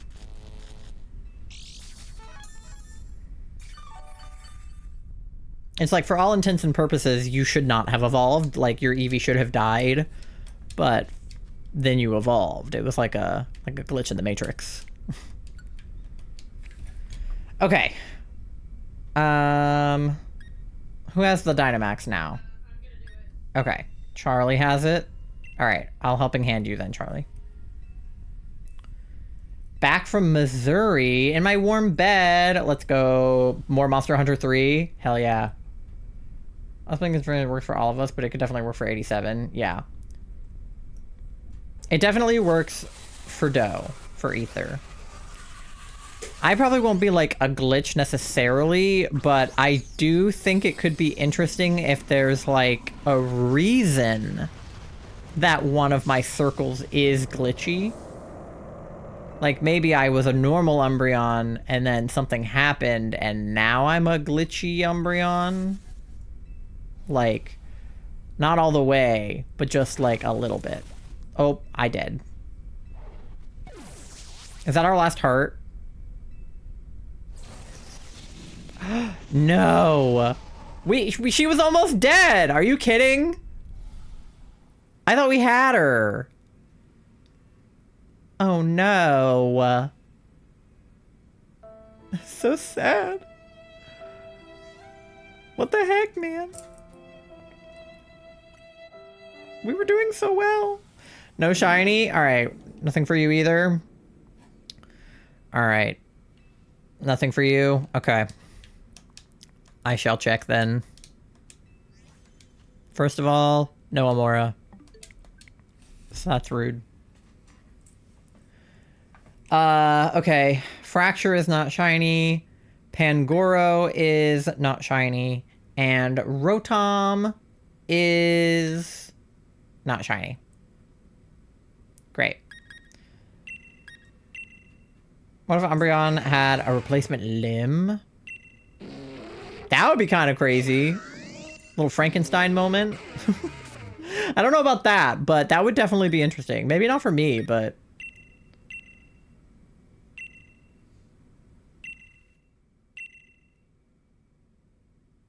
Okay.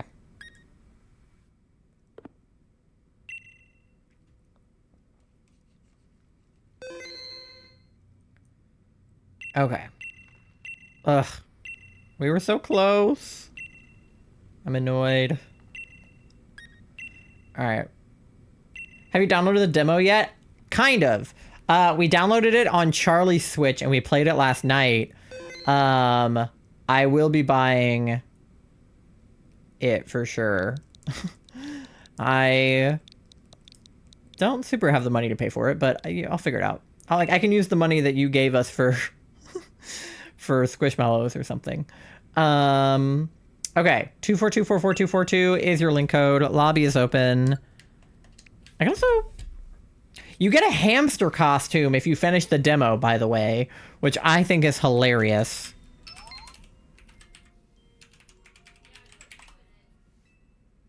Oh, I forgot. No, wait, I didn't forget. I'm a liar, I think. Am I a liar? I'm a liar. I didn't forget. Okay. I thought I forgot, but I didn't. Okay, hold on. Let me...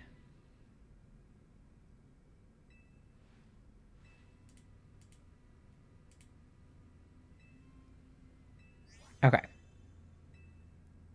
Oh, it's sold out. That's crazy. Is it really?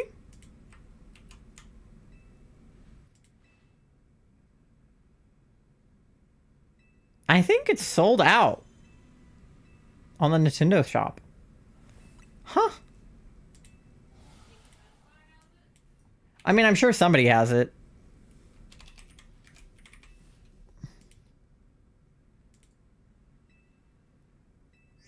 Huh.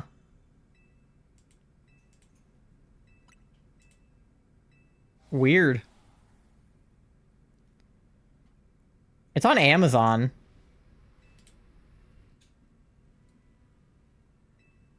But it's digital. I guess I didn't decide whether I was going to get a physical or a digital copy of it. I don't know. Huh. Oh well. Okay. Sorry. I was looking it up. Okay. No shiny Amaura. Hoping to get a physical copy? Yeah, I hadn't decided. Usually I like to have physical games when I can. How many of our Eversonas were once captured and experimented on? I mean, at least one. Okay, oh, we have a fake bug. I guess nobody's really helpful here. Got something of an entry for Mega Sylveon. Ribbonite Pokemon Fairy Steel. The swords tear through Sylveon's limbs when it Mega evolves, leaving small gashes afterwards. While keeping the flow of Sylveon's ribbons, the swords are strong enough to cut through diamonds. It is rumored the malicious armor-styled armor was made by Sylveon himself. That's very cool. But yeah, there is a hamster costume. Put on your throne? I was trying to, but apparently it's out of stock, so... We'll have to see if there's a physical copy elsewhere.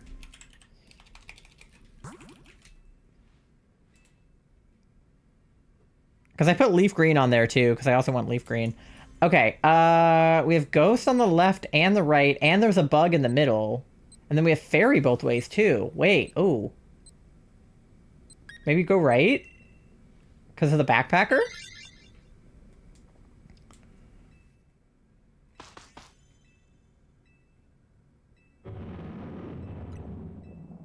Huh. Maybe it'll be in stock eventually, like when it comes out? I don't know. It's weird that it's, like, out of stock on Nintendo. See if Best Buy has a copy. Or if Amazon has physical copies instead of digital. Because I like cartridges when I can get them. Alright, no shiny Amaura. Okay. We'll do high horsepower here. Your island has drama? Who's on your island besides you, Pasta? Or are you on your island?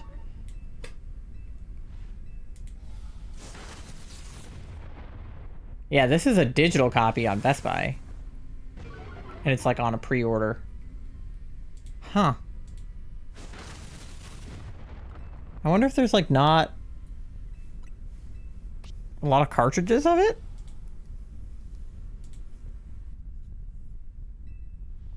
Because I'm not seeing it a lot of places. I'll look on Amazon.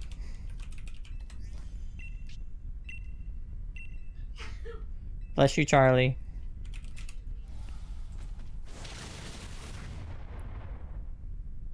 This is a physical copy, isn't it?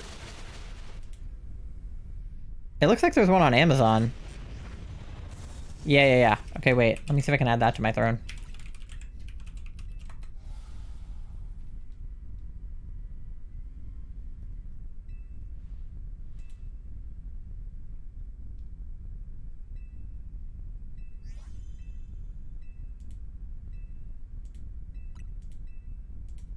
Something's out of stock on Nintendo.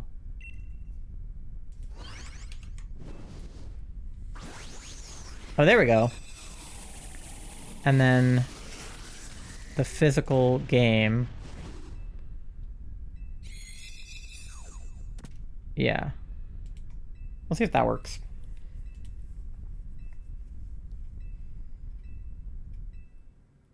Okay. Tentatively, it's on the throne. We'll see if it actually works. Must go. Good night. Good night, Astral. I wish it was more than 3 people. It's you, Tori, and Charlie? Wow. Okay, we want to go for Ghost here, right? Can't believe this. Yeah, after the demo you can... I think they said the max was 70? Or was it 40? I think it was 70 was the max. For after the demo comes out. I just saw a tweet about it, like, not that long ago.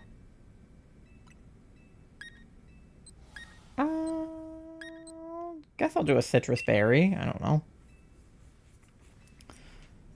Yeah, but I'm pretty sure I saw a tweet that said the max number of Miis was going to be 70. I can double check. Tomo Dachi.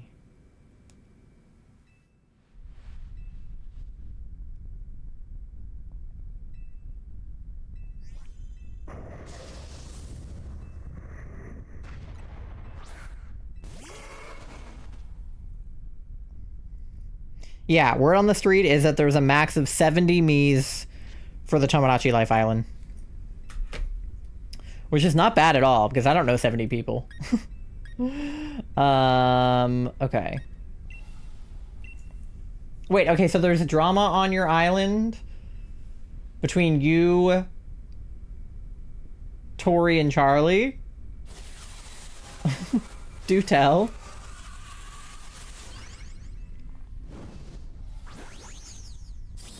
What happened? Because Charlie only put me, them, and their sister on their island. So there wasn't really a lot of drama because, like, obviously they put down that their sister was related to them when it asked. So there's no, like, incest or anything going on. And then we put down that we were partners. And we made ourselves both non-binary, and then we made our dating preferences also non-binary, so that armies would only want to hang out with each other or other non-binary people. Okay, yeah, it's a pre-order on Amazon. It looks like. Okay, cool. So what drama is taking place between the three of you? Has anyone been able to confirm if there's polyamory in the game yet? I think there's not, but it, like, it gives you the option to, like, flirt with multiple people, but you probably can only choose one in the end.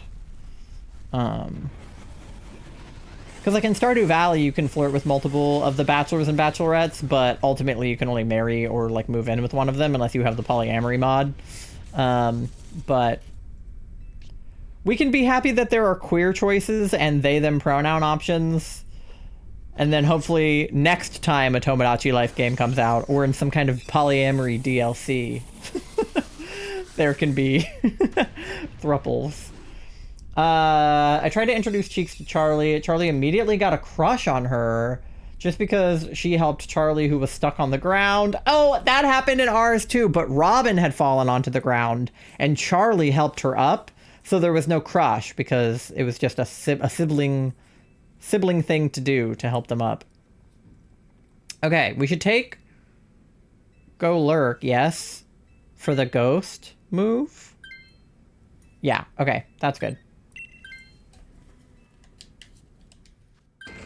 But Charlie on our save was like, I really want to be friends with Ty, and then we made them talk about gaming. Okay, do we want to even bother with the fairy? Do we have anything good for fairy?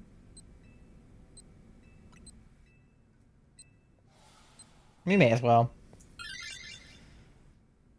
You're a fighting type, yeah. I didn't make any of us siblings, yeah. I made Mini Pasta talk to Cheeks about House MD! I mean, that's the way to her heart, truly. You made her greeting a woman? That's fucking perfect. Yeah, if I made your me, I would definitely make one of your catchphrases, Jesus loves impreg, for sure. I would definitely make that something you say. Every time Tori's me comes into a room, she just goes, a woman. Alright. We'll do a high horsepower. High horsepower? But I'm a bull. It should be high bull power.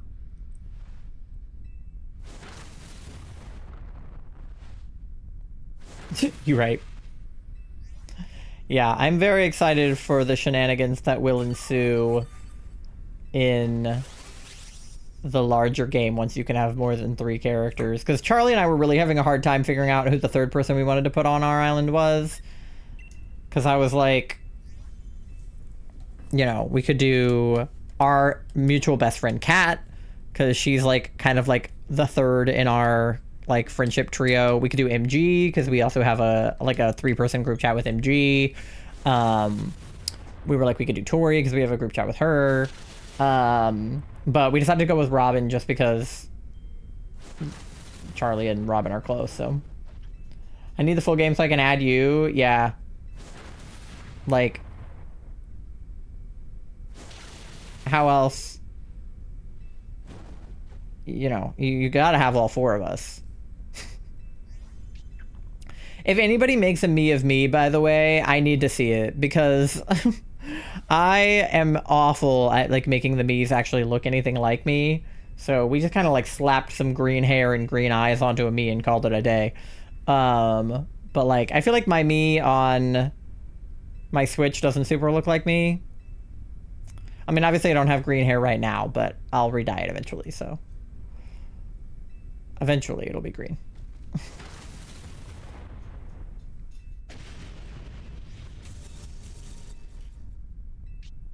Okay. Try to make Cheeks and Charlie as photo accurate as possible. Yeah, I definitely want to see the one that you did of Charlie. I mean, both of them, but definitely the one you did of Charlie. Because we made Charlie not super photo accurate. We made Charlie kind of like what they want to look like versus what they do look like. So we gave them the haircut that they're planning on getting with the blue and purple ombre and the sort of like mullet. And then we gave them the mouth with the little fangs because they want to get angel fangs. Okay, she doesn't have any fairy moves, but she does have life dew, which is better than nothing. So if you want to take her, you can, but she is a little squishy.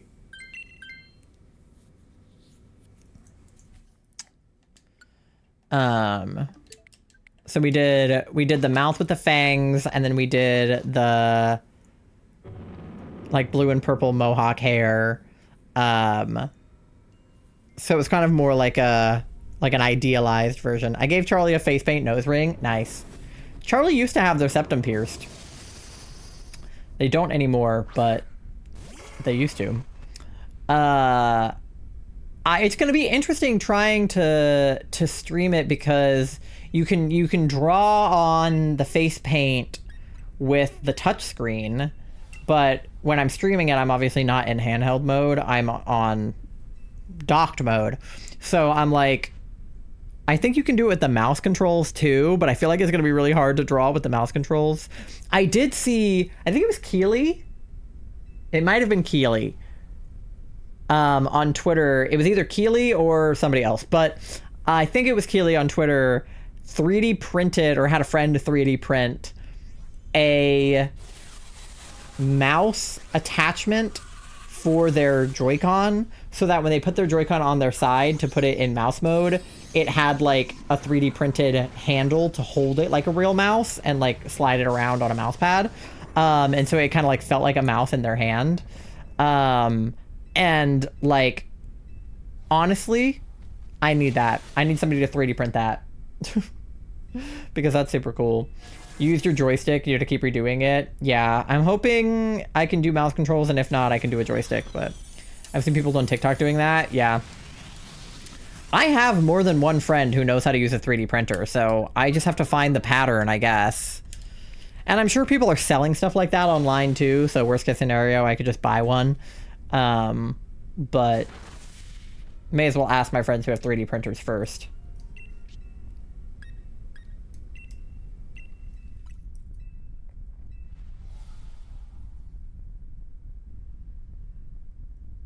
But yeah, because I want to like the mouse mode, but the problem is I'm usually playing my Switch in bed. So like, if I really, really want to use the mouse mode correctly, I need to be sitting somewhere where I have a flat surface to actually do the mouse of it all.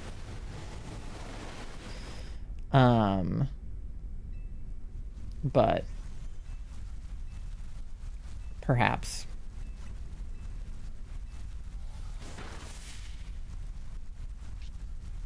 Okay. My stomach is being mean to me right now. And I want it to stop. It's my fault for having tacos, because now my stomach is like, beans and corn. I have to digest that now. God forbid I put some fiber into my diet. I also have the good, like, carb balance tortillas, because they have a good bit of fiber in them. So, on the one hand, you know, good for my body, and on the other hand, bad for my body. Oh, sorry. Thanks, Charlie. We got her. Not a lot of gluten-free options in Tomodachi Life for Charlie. There were some. When we played, we had the option of nachos, apple, fried egg, And then there was a cookie, which Charlie wouldn't be able to eat. But we gave them nachos. And then I ate an egg, obviously. Because I'm literally under my egg blanket right now. I love eggs. We did buy super cute clothes for our Miis. I'll have to show you. My outfit is like a t-shirt with like a long sleeve under it and then black ripped jeans, and I got like devil wings and like black boots, and then Charlie did like blue Converse and like black pants, and then what else? Oh, I had a little beanie on mine too. You get celery and apples. Oh, yeah, Charlie technically can't eat celery either. Okay. No shinies? Okay. My Combusken's not shiny, right? He looks weird to me, but he's just like... He's just weird looking, right? Okay. I was like, why does he look so, like, light colored? And I was like, I feel like that's not right, but I think it's just the lighting. It's way more red. Yeah. I knew his shiny was subtle, but I didn't think it was that subtle. Alright, no Amoras. My last DA got to head out more for a bit. If I'm back and stream going, I'll rejoin. Okay, thank you for joining, MG. Sorry you didn't get any shinies. So far, fried egg is your favorite. I love egg. Egg is yummy. Okay. Combusken is not shiny then. Golurk is not shiny. Clefairy is not shiny. And Latias number 85 is not shiny. Shiny Combusken's a red color. Yeah, I was pretty sure he wasn't shiny, but he just, like, the longer I looked at him for, the more I was like, is he supposed to look like that? But I'll take him just to be safe, in case he is shiny. He's not, but just because he was looking at me funny, I'll take him. Okay, I think we have literally just enough time to do another one. I have like 16 minutes before the ad, but if I snooze it once, it's like 21 minutes, which is enough to do a DA. So if we go really fast, we can do another one. Okay, 2, 4, 2, 4, 4, 2, 4, 2. Lobby is open. Join quickly so that we can get another one in before the ad.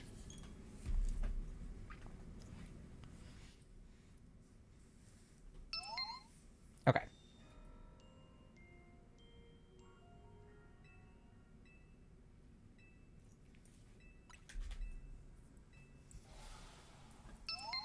Alright, D is in. Charlie is in.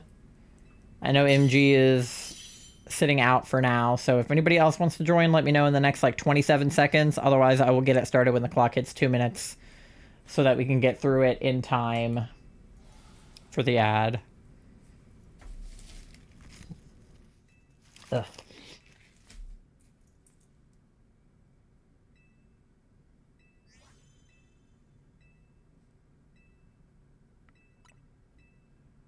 All right. 3, 2, 1. Join now or forever hold your peace.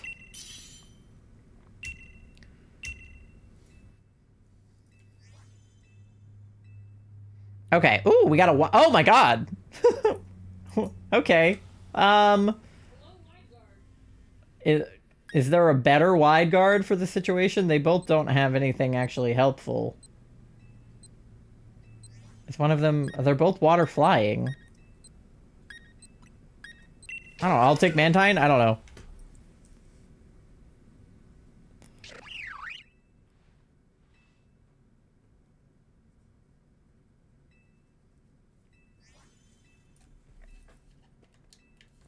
Charlie takes Pelipper and we just have 2 wide guards to be safe. Okay, we do not have a fantastic team, but we do have 2 wide guards. So, at least we'll be doubly safe. Okay, whoa, we have a lot on the board, though. So... And that means one of us can swap and the other one can keep. Okay, we have Fairy on the left, but we have Dark on the right. Bug on the left. Ghost we could get to either way. Fairy bug ghost. Yeah, I agree. And there was a scientist on the way too, I think.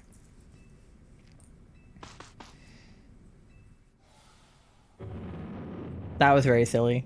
The double wide guard was really, it really threw me off. I was like, I don't know what to do here. Alcremie! That checks out. I like that 3 of our Pokemon are like sort of flapping, whether it's their wings or their fins. We're all kind of, you know. Okay. Guess we'll do Air Slash. I don't have anything super effective. If this thing shines for me, I'm yeeting my Switch, the Alcremie. I wouldn't mind another shiny Alcremie. I only have like the one in Scarlet Violet. And I want to get a couple different ones that have the different like sweets on their heads. So it'd be cool to have like a G-Max shiny Alcremie. But if you already have, you know, a couple of them, then you're probably good. Especially because does she always have the same? You have 60 plus of them? Yeah, that's more than a couple. I was gonna say, like, if they all have the same sweets every time, then, like, that would be annoying. She's pretty when she's shiny? Yeah. She has a good shiny for sure. Well, manifesting not a shiny Alcremie for you. They're all black swirls. Yeah. But the sweets are different, at least. Like, the ones, like, on their head. She goth? Yeah. She do be goth. I would like a shiny with, like, one of every sweet. Like, or at least a rainbow of sweets. That could be a pride hunt I do someday. Is, like, one with the, like, the pink, the red, the orange, the yellow, the blue, the green. The purple sweet. But hunting Milcery in Scarlet Violet is the worst, so I probably won't do that. How are you? I'm good. I have, like, there was an event with boosted shiny odds. Oh, well, that'll do it. So I did that. Yeah. I clearly didn't do that. Charlie and I both have hives, which is not unusual for Charlie to have hives because they are allergic to everything, but I'm not allergic to anything, and I have, like, hives on my, like, stomach and chest, but just on the one side, which is weird. So I don't know what that's about, and they're itchy, which is not nice. Okay, we definitely want the Alcremie. Yeah, sure, go for it. So I'll have to investigate what's going on there. But otherwise, I'm chilling. I was a little annoyed yesterday because of drama happening in my personal life. Because when isn't there drama happening in my personal life? Which it's like, it's not even like me drama, you know, it's like other people being dramatic and then me having to deal with it. Because, like, yes, I'm a dramatic person in the sense that, like, I'm a theater kid and, like, you know, I'm very over the top. But, like, I don't typically, like, cause drama, you know? Because, like, I'm just a guy. Charlie and I really keep to ourselves. Like, we really do not involve ourselves in other people's stuff. But I have friends that do involve me in their stuff, which is fine. But sometimes it's like, well, now I have to deal with this. So yesterday I was beefing. Some people are just, like, incredibly not, like, self-aware. Which is crazy because, like, I am, like, chronically self-aware. Like, I'm probably too self-aware for my own good. I'm like so self-aware that therapists have been like, wow, you're really self-aware. And I've been like, uh-huh. Because it's like, I'm just a very logical person, and I feel like I don't always... My logic doesn't always make sense to other people, and it might not always actually be logical, but I follow my own logic pretty strictly. It's a very autistic thing that I just like, I have my own mental logic and I follow that logic. And sometimes people are like, that logic makes no sense. And I'm like, well, it made sense to me. But like generally speaking, I'm a very like analytical, very logical person. I try to operate on thoughts rather than feelings. I'm an INTP. That's my Myers-Briggs. You know, so I perceive and I think. I don't feel. I don't judge. You know, but like, I'm not somebody who works off of emotions in general. Like that's just like not my vibe. So I usually try to do what feels like the most logical thing to do. And then Charlie's an ENFP. Charlie is the empathetic, extroverted, you know, one. But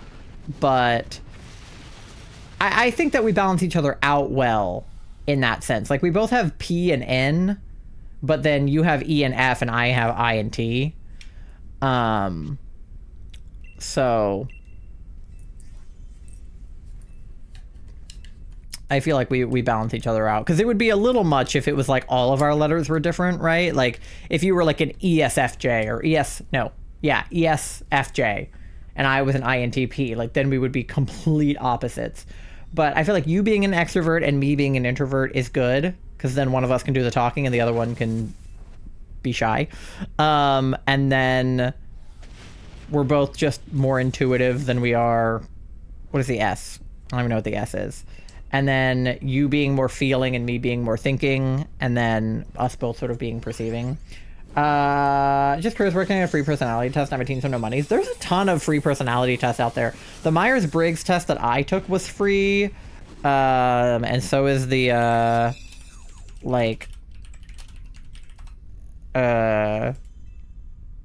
this is the one I took. But so was the Enneagram that I took. But that one I think is free. Also, you can just take a lot of BuzzFeed quizzes. I've learned a lot about myself from BuzzFeed quizzes. Okay. Yeah, okay, take the bug. I was like, I can't swap. I have the wide guard now. But yeah. I wouldn't put like a ton of stake into the Myers-Briggs thing. I wouldn't put a lot of stake into any singular personality test. I would say that taking a bunch and then sort of finding the center is a good way of figuring out your personality. A good example of this is actually when we were playing Tomodachi Life. If you don't know, you pick little personality traits for your Tomodachi Life me, and then they get given an archetype based on the stuff that you put in. I don't know my Enneagram. I think I'm an 8-wing 9. That sounds right to me. Something like that.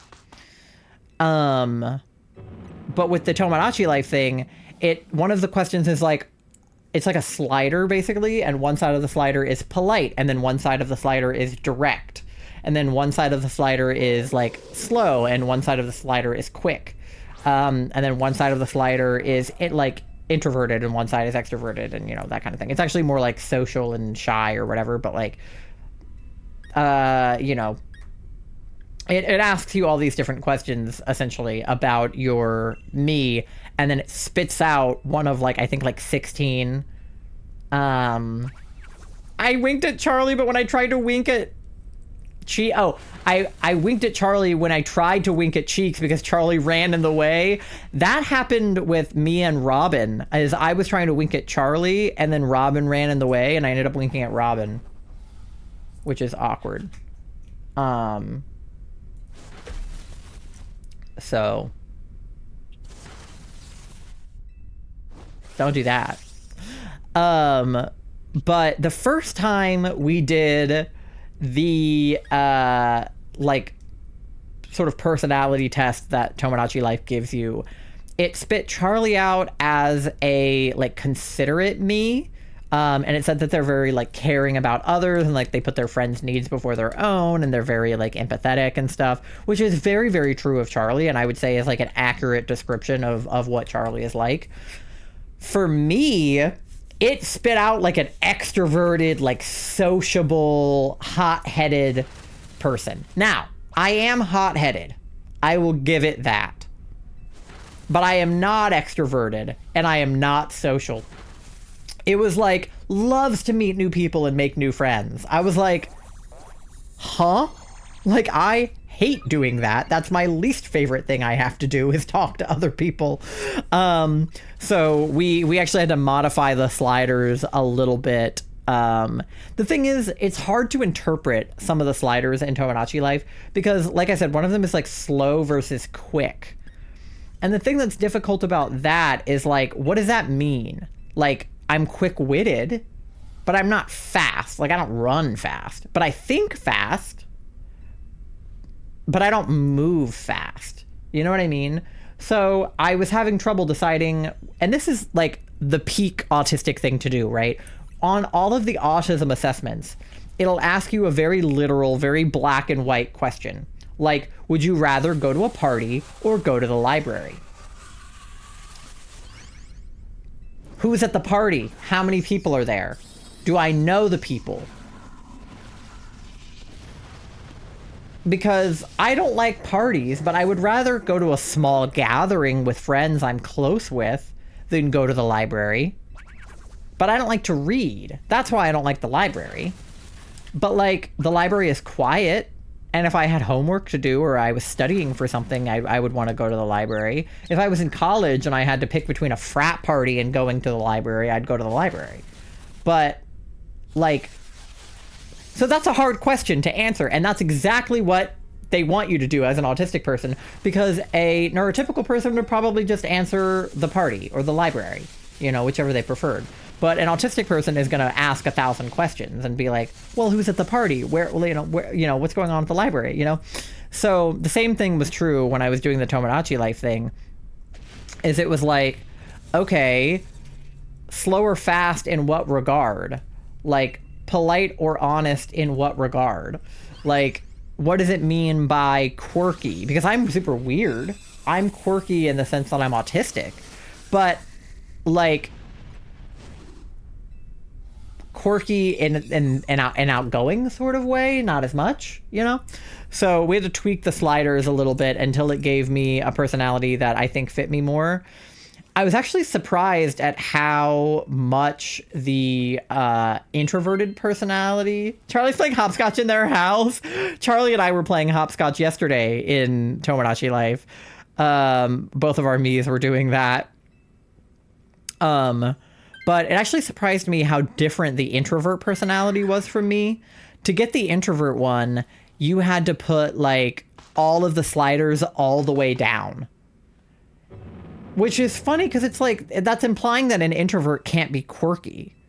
Which is, like, not true, because I am an introvert, and I would consider myself to be somewhat quirky. You know? I wouldn't use the word quirky, but I would say that I'm a weirdo. I'm weird. I don't fit in. I don't want to fit in. Have you ever seen me without this stupid hat on? Because that's weird. But I should make that like a sound alert or something. That is one of my vocal stems. I quote that shit all the time. Half the time people know what I'm talking about, half the time they don't. But if I just go into the Jughead monologue, I wonder if that's something I can make a sound alert, because I would fucking love to have that redeemed. Hold on, let me see if anybody has made that a redeem, or if anybody gives a shit about the Jughead monologue. It was like a meme on TikTok for a while. What happens if I put in Jughead? Yeah, here it is.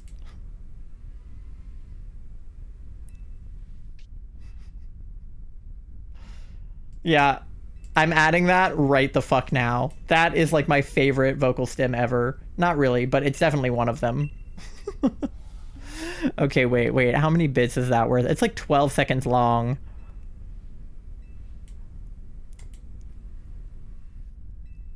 I'll start with this and then I'll see. How much are my other alerts? I feel like it's got to be... It's got to be less than...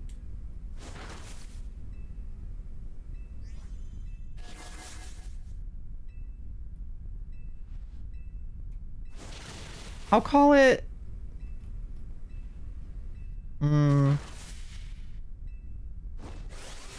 I'll call it 175.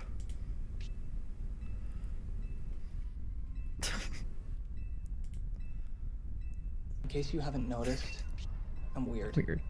I'm a weirdo. Weirdo. I don't fit in. And I don't want to fit in. Have you ever seen See me me without without the the stupid hat on? That's weird. Oh my god. Oh, I fucking love that. Oh, I'm so glad that that is a sound alert. I quote that all the time. Charlie, what are you wearing right now? I don't know how to dress your me. I think that Charlie dressed their me in like a flannel shirt with jeans and like Converse. But with Charlie, you're always safe with like a hoodie, sweatpants, like, you know, anything kind of emo. Yeah. Shorts and a t-shirt. Just put them in blue. That's honestly like the main thing. Is like no matter what you put them in, just put them in the blue version of it. So like a blue t-shirt with black pants, or like a blue hoodie or a blue flannel. As long as it's blue and like relatively casual, Charlie would probably wear it.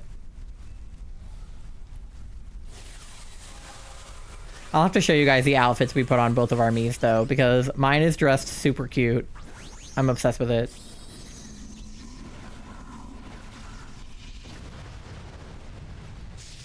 I haven't heard the source material on that Jughead monologue in a long time. I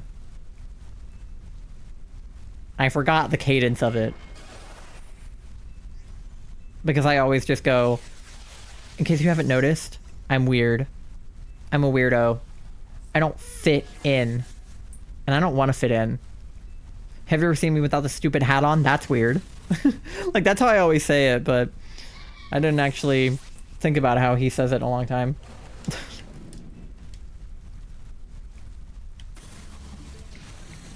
All right.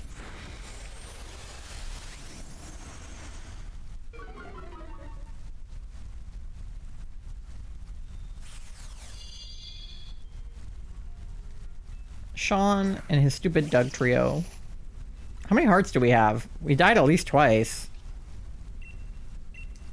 I'm just spamming wide guard still. I don't know if that's helping, but...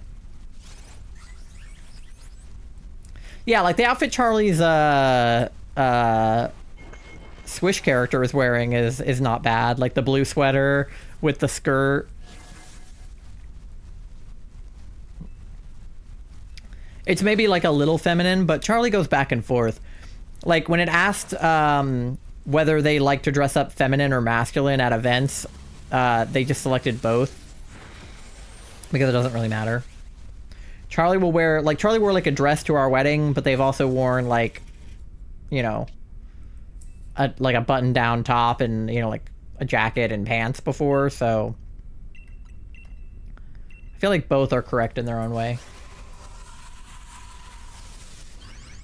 I picked the more masculine option just because I thought the feminine options, like the wedding dress and the, like, there was this one that it was like a blouse with like a long skirt. It's like when I dress feminine, that is not how I look. When I dress feminine, it's like in a very goth way, but when I dress masculine, it's more in a formal way, you know? No shiny? Okay. Let me know, Charlie, if you get anything. And then I have an ad in 4 minutes, so we timed it just right. No shiny Alcremie, at least.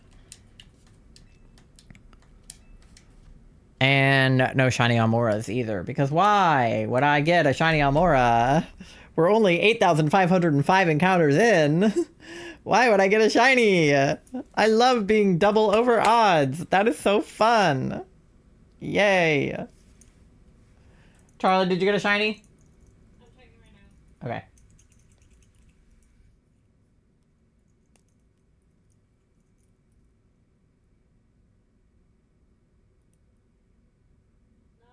Nothing? Okay. Alright. Then it is time to do our checks. Alcremie is not shiny.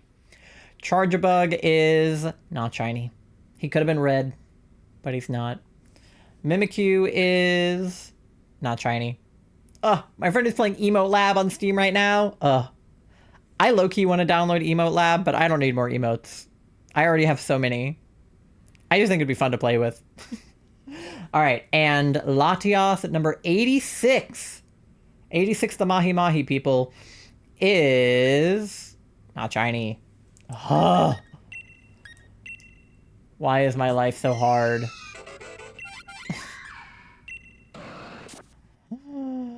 Ugh, I'll take the Mimikyu, I guess.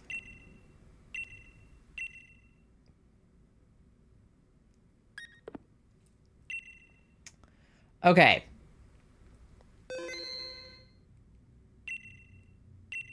Yes. Alright. Well, I have an ad coming up in about 2 minutes, so I'm going to go ahead and let that run. You guys do something to eat, something to drink, go to the bathroom, do your checks, pay your loans, do whatever you got to do. And I will see you on the other side for some more DAs and more Amaura resets. Yay! Okay, BRB.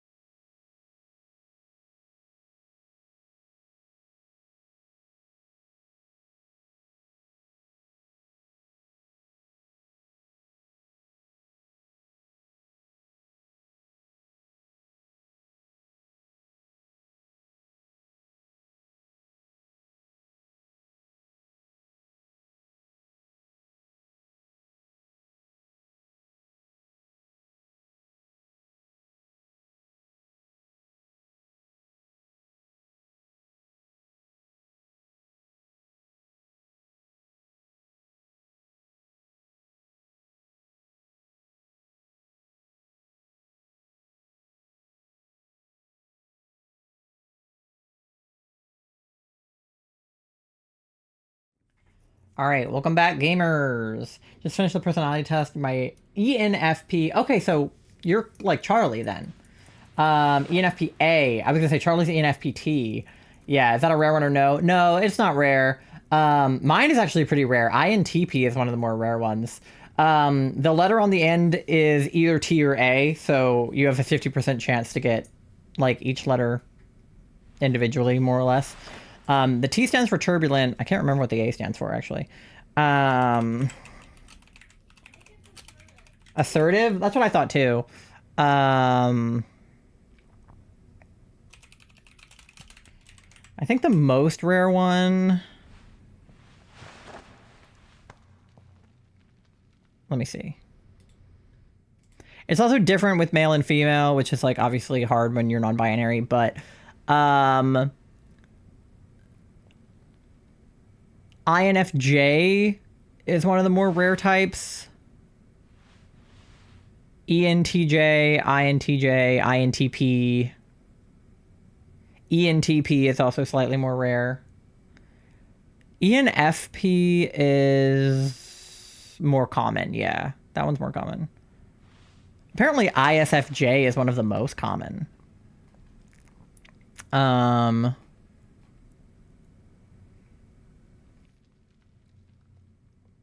think my mom is a rare type. Oh, yeah. INFJ? Or ENTJ? Your mom's probably introverted, right? So INFJ? It depends. It says, like, male, female is different, but that one seems to be, like, one of the more rare ones. This says the rarest male type is ENFJ, and the rarest female is ENTJ. The most common female is ISFJ, and the most common male is ISTJ, which is interesting. But different sources say different things. I finished the demo. Is it normal that none of my Miis are leaving their houses? Correct. Yeah, once you finish the demo, your Miis lock themselves in their houses and it doesn't let you progress until the rest of the game comes out. I just know that she's a rarer type. Yeah. I am too, at least for a female to be an INTP. Granted, of course, I'm non-binary, but apparently it's not as common. A woman. What? She had us in just 2 words. Come inside. We were just talking about a woman. Hi, whose birthday is tomorrow? March 30th? March 30th. It's not your birthday. All right, 2424442 is the lobby code. Never done a personality test until now. They're fun. Your brother's is the 31st. I'm trying to think if it's like one of your cats or something. Because it's not your dad, I don't think. His birthday was like recently-ish. Oh, your brother. Okay. Yeah, I wouldn't have remembered that. So you... Wait. So both of your brothers were born like a day apart? Except for Pasta's brother is 20 and Tori's is like older than her. Interesting. So you both have... Aries? Is that right? Because Pisces just ended, right? Because my dad is a Pisces. So does it go Pisces into Aries? I feel like that's right. Tummy's doing that thing I don't think is agreeing with my snack. Do you want to sit out? When did your parents fuck? Well, apparently 30 years ago and 9 months. Jesus. Your brother's 30? He didn't feel 30. He was 29? Your brother is, like, has a young vibe for a 29-year-old. I think I can manage one more that I might have said after that. Okay. Sounds good. Me with 2 sisters and no brothers over here. It's okay. I have 1 brother and no sisters. Charlie has 1 of each, and Tori has 1 of each. And Pasta has... What do you have, Pasta? Do you have a brother and a sister? Or like 2 brothers or something? Wiggles around an only child. Period D. My brother doesn't feel 20, makes me feel old. I'm turning 22. Yeah, I know being an older sister is quite the ordeal. Having a younger brother, I keep seeing TikToks of people being like, oh, an older sister's like, you know, biggest heartbreak is watching their, you know, younger brother grow up. I know Charlie went through that a little bit with their brother, but he's like 6'3" now or something. So he really shot up there. Only 1 brother? Okay. I knew you had at least 1 sibling. I couldn't remember if you had more than that. Oh, okay, Duraludon again. Probably take Duraludon. Hawlucha's not bad. The fighting typing's not great, but he's got dark moves. Haunter has Hex, I guess. 26, my brother's gonna be 21 in the fall. See, that's crazy, but November's a long time away. I'm 24, and my brother will be 27 in August? Maybe? That feels correct. Maybe. I'm the oldest cousin. My youngest cousin is 4, which makes me terrified for when she turns 21. Well, at least that'll be a long time from now. I am like one of the youngest cousins. Okay, we have Fairy on the right, Ghost down the middle, but it looks like we can get to it from Fairy. So we could go Fairy Water Ghost or Fairy Normal Ghost. My sister will be 24 in August. Yeah. My youngest cousin, I think, is Steven? So he's maybe... How old is he?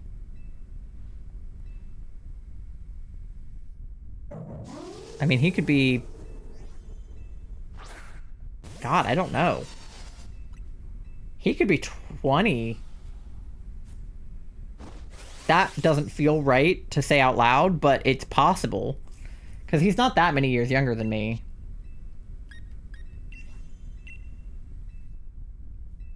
And my other cousin, who is one of the youngest cousins, is also like around 20, 21.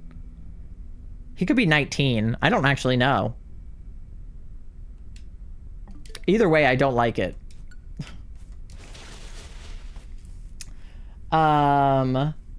Completely off topic with that hamster costume you get for finishing the Living the Dream demo. I gave it to my boy Electro and he loved it. Hell yeah. I felt like an only child because my brother is 5.5 years older and my sister is 7.5 years older. Yeah. Cheeks to baby. I prefer the term accident. No, don't say that. No, I'm pretty sure she, like, canonically was an accident. I fear. But the thing about that is, like, people, like...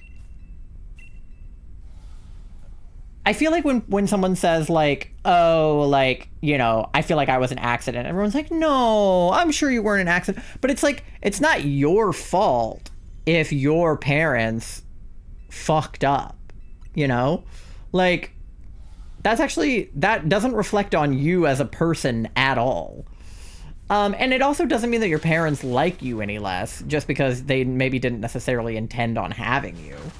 I was convinced I was adopted for the longest time. Oh my god, can you imagine?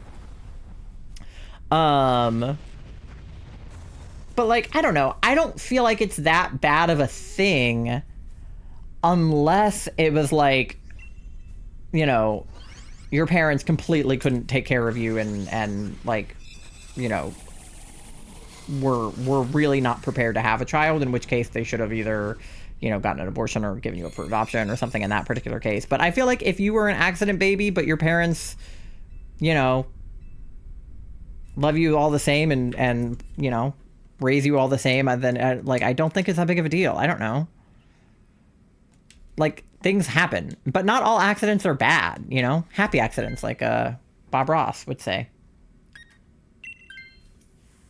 But one of my exes who said he was conceived in a Chinese food restaurant bathroom. Holy shit.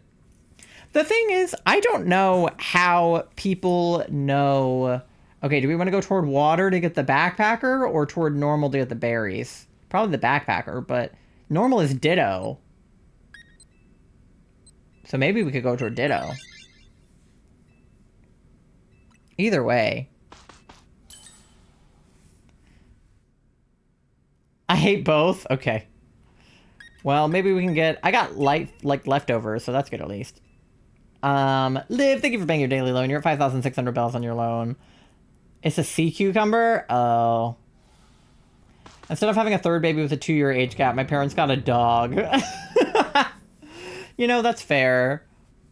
But I don't know how people know when or where they were conceived unless it's, like, very obvious with the timing. Because if your parents are actually trying for a baby, right? Then, like, that implies that they're, like, having sex relatively often and probably just in the comfort of their own home, like, most of the time. So I feel like if I asked my parents, oh, like, when was I conceived or where was I conceived, they would probably just be, like, in bed at home. Like, I feel like why would it be anything else, you know? But when you're an accident baby or, like, a one-night stand baby or, you know, something crazy like that, then you do know, right? Like, because, like, okay, yeah, so let's say that your parents did have sex in the bathroom of a Chinese restaurant. Maybe you were conceived that day, if that's, like, the only day that they had sex in, like, that whole month or something. But if they had sex, like, the next day in their bed, then how do they know that they didn't, you know, unless she took a pregnancy test, like, the night after the Chinese restaurant.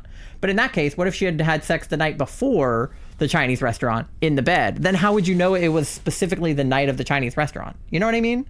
Because you could take a pregnancy test, but that doesn't mean that you became pregnant the last time you had sex before you took the test. It could have been, you know, it could have been any time. I don't know. I don't know a lot about straight sex, obviously. It always boggles my mind when people are like, we're trying for a baby. Like, why are you advertising that you're raw dogging it? That's nasty. I agree, but also I understand the sentiment when people are trying to say, like, oh, we're hoping that we're going to be having a baby soon. Is what they're trying to... It was what they're trying to tell you. But, like, it is awful if you think about it too hard. Like, when a teacher tells you they're pregnant, then you know that your teacher was raw dogging it last week. And, like, that's just not pleasant to find out. But it's not like they're giving you that information. Back on the Vesper topic, what should her dead name be? It'll have a bit of lore implications, and they'll probably write a story of her past where her parents find out she's trans, so she needs a dead name. My kid's idea is Miles, but it doesn't stick very well.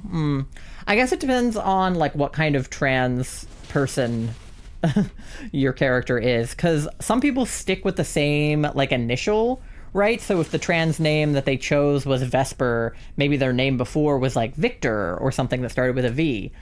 But some people try to go completely differently from what their birth name was and, you know, choose something entirely different. So, you could either think about other V names or you could think about something, like, completely, totally different, like Miles. The passion in which you were talking about parents fucking is so silly to me. Well, it's like, what do I care? I'm ace. I don't care. One of my friends told me that, and I'm like, thanks. Now I know. Congrats on the successful sexy time, I guess. But I was gambling for the pee hole quote. Do men think they are fucking the pee hole? I don't know. I guess it's like one of those things where, like, you would think as an ace person who is, like, relatively sex averse that it would bother me more, but it's like, I don't know. I just assume that allo people are having sex. Like, you know? I just assume that that's something that's happening. And that's okay. If that's what they want, you know? But, like, I don't know. I just wish there was a queer equivalent.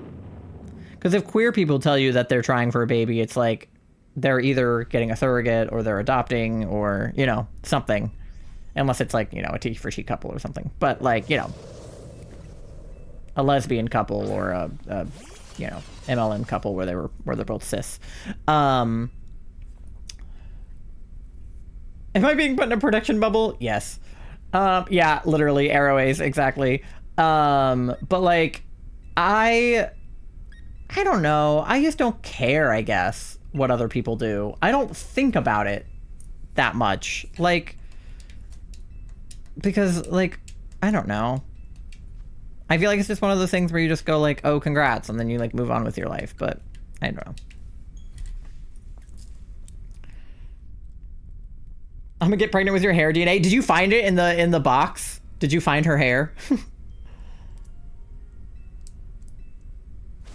I really wish I could give backstory as to why this conversation is simultaneously upsetting to me, but also the funniest thing that we could be talking about right now. You brought it up.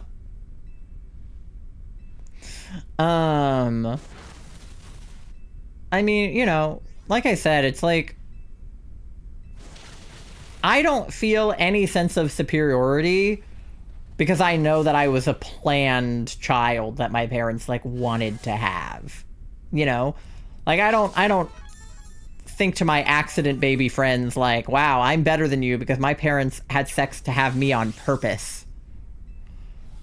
If anything, an accident baby is kind of like, you know, your parents were like, you know, like in such a heat of passion that they didn't stop to take protective measures. So if anything, you know, that means that your parents were having a nice time when they conceived you, probably. So I think being an accident baby is fine, you know? Like, unless your parents are, like, really shitty about it and, like, make it known that you're an accident and, like, hate you for it. It's like, if they're treating you well, then, like, who cares? I don't know. Like, if anything, the me being planned was kind of the result of my mom having several miscarriages and, like, getting rejected from the adoption agency and basically being left to her own devices and told, if you want to have a baby, like, fucking do it yourself because we're not going to, like, you know, help you out at all. And, like, the one thing that my mom wanted more than anything in the world was a daughter. And then got fucking me. Like, if anything, I ruined my mom's dream of having a nice daughter. You know? Like, if anything, I feel worse that my mom stopped having kids after she had me because she was so happy she finally had a daughter that she didn't have to, you know, try anymore to be pregnant. And then I, you know, 14 years later had to ruin it. Would you say that my birth is from an act of fiery passion? No, because your dad's a firefighter, so I think he would be against that. But, you know, other people's parents probably, yeah. I'm 4 years younger than my sister, but I'm more mature. How? I don't know. Listen, honestly, it happens sometimes. My brother's older than me, but he's the worst. Wow, Ty, can't believe you did that. No, dude, I know I'm the worst. Like, truly. Like, to have to face my mother who, like, you know, had to go through, like, miscarriages and stuff and, like, a failed adoption to, like, just be like, hey, I know you really wanted a daughter, but instead you're gonna get me. I loved making your brother uncomfy. I don't really know if you made him that uncomfortable, but I'm glad you had fun. But yeah, you know, some people are just, like, not mature. Like, grown-ass men are not mature sometimes. So, you know. I was overly nice to him. He seemed to dislike it. I mean, I don't know if you were overly nice to him. I feel like you guys didn't really interact, like, more than a couple of times. Because, like, Charlie started having a migraine. And then we had to deal with that, so it's not like you got to talk to him very much. Debating rewatching my favorite fan songs or go back to rewatching Gaspin Hotel a 6th time. Yeah. I mean, you know, I'm somebody who likes to listen to music on repeat, but not so much watch shows on repeat. I like to watch shows more than once, but I don't like to watch them more than once back to back. Like, I have to watch something and then watch something else, and then I can go back to the other thing. Like, I don't know how Tori watches House on loop and doesn't watch anything else in between. I think I would, like, explode.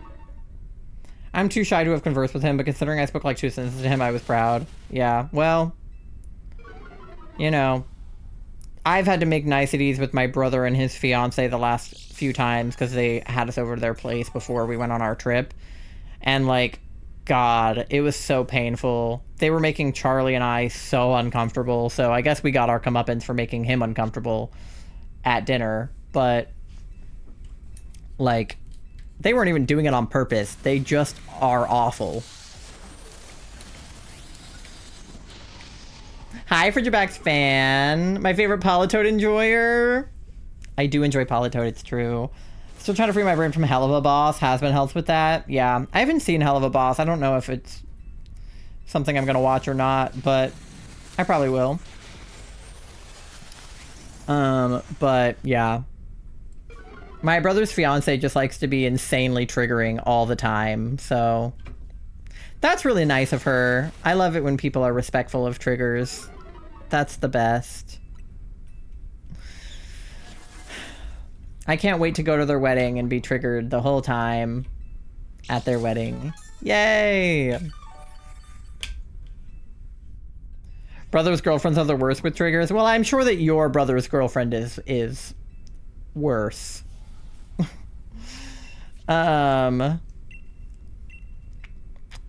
But, you know, your triggers are also very different than mine.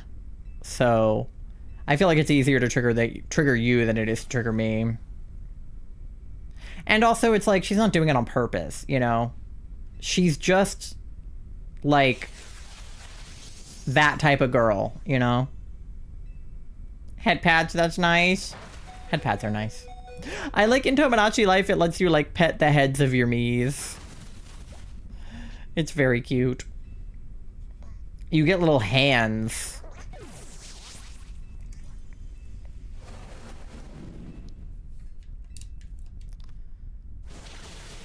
All right.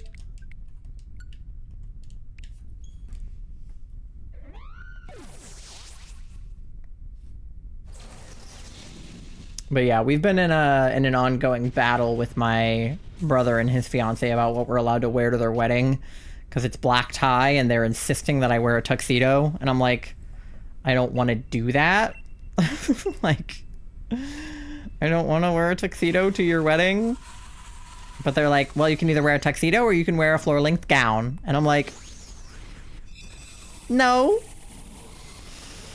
I got a box of tissues for not guessing tails on the coin flip. Nice.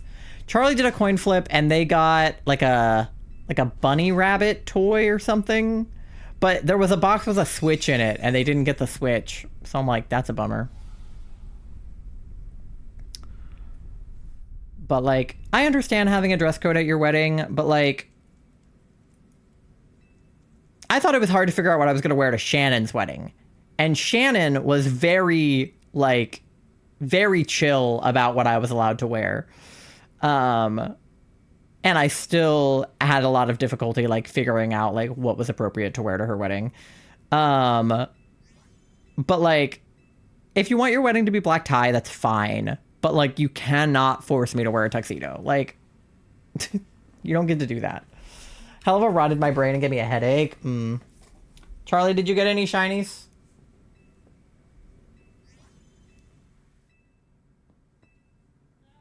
Okay. Okay. No shiny Amoras, because why would there be? Okay. Whimsicott is not shiny. Pukumuku is not shiny. Dusclops is not shiny.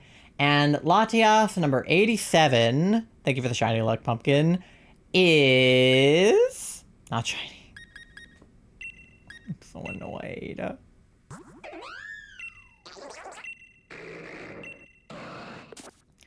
Couldn't have at least been a shiny Pukumuku? That's on my bingo board. I'll take the Whimsicott, I guess.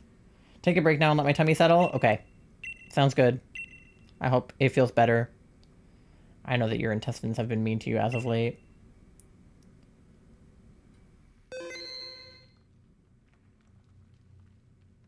The eyes are yellow and this is where my view was. I thought it was yellow. No. Very much red.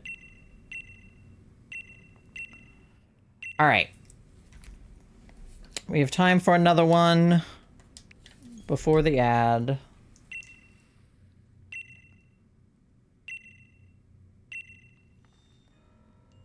Alright. Latias. 24244242 is your code. Lobby is open. If anyone wants to take Charlie's place, let me know. Otherwise, I think it'll just be me and D. So if anybody has Swish and wants to play, speak now. I need Alistair's sass and Lucifer's cuteness to make me feel better. Yeah. Dude, I've been having a series of days. And, like, it got to the point where, like, even Pokopia wasn't making me feel better. I was just, like, all I could do was bed rot. I was like, I can't do anything else. I have not been well. I can listen to all my favorite fan songs, too. Yeah. At least there's that.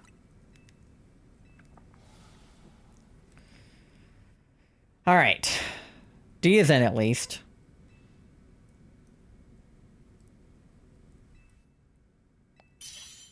Still no shiny Amauras. Rude. Like, we're gonna be at 9,000 before we know it. If we hit 10k, I'm actually gonna hurt somebody. Even if they make me a bit sad. Yeah. It's interesting, like, what media, you know, can make you feel better, because, like, sometimes if I'm, like, going through it, I want to watch, like, you know, something upbeat, something funny, and something fun. And sometimes I want to watch something, like, emotionally devastating, so I have something else to cry about instead of, like, my own shit.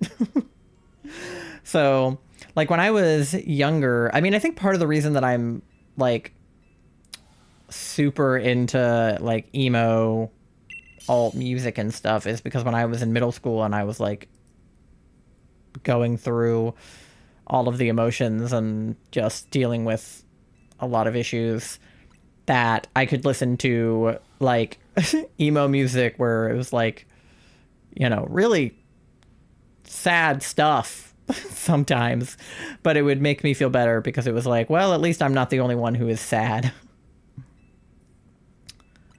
Me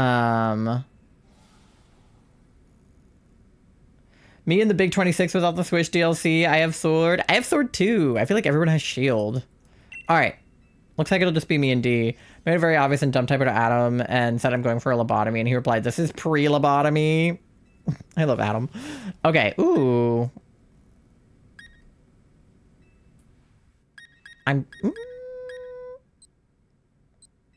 I'll take the Bisharp, but there's also Lycanroc, and there's also Barbaracle.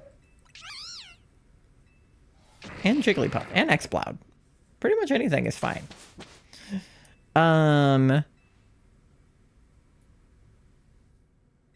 Yeah. Adam loves you too, I think. Loving the confidence. Okay, ooh, we have ice on the right, fairy on the left, but we have another fairy and a ghost past the ice, so maybe we go right. That's Miltank, too. I don't know, have you guys interacted at all? Not in a long time, probably. I'm pretty sure it's just things that you tell Adam about us, and then things that you tell us about Adam. But it also wouldn't surprise me if he didn't like me, considering. But, you know, I don't really care either way. I try not to worry about whether or not people like me or not, because I know that there are a lot of people that don't like me, and if I get too caught up on that, I will just never feel good, so. What, Adam? Tori has a friend named Adam. Had a bit of an off day in the library the day before yesterday. Did something happen in the library? BRB, gotta go take a shower to not be stinky. It's not spring break anymore. Sorry to anyone who has to go back to school after spring break. I also have a friend named Adam. I feel like it's a pretty generic name. I'm not close with anybody named Adam, but like I know an Adam for sure. You have a cousin named Adam. Period. I'm paralyzed. What the fuck?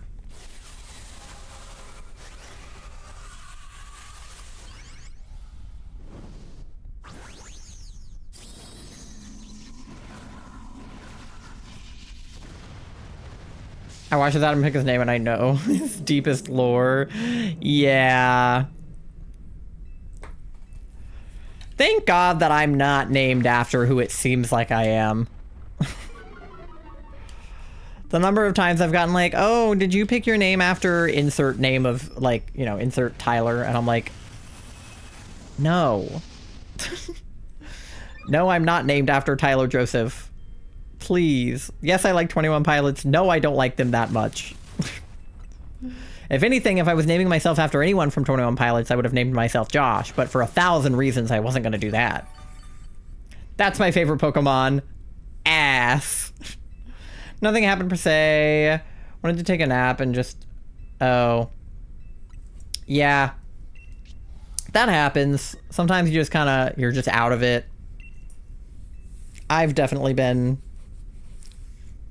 I've been out of it in the recent...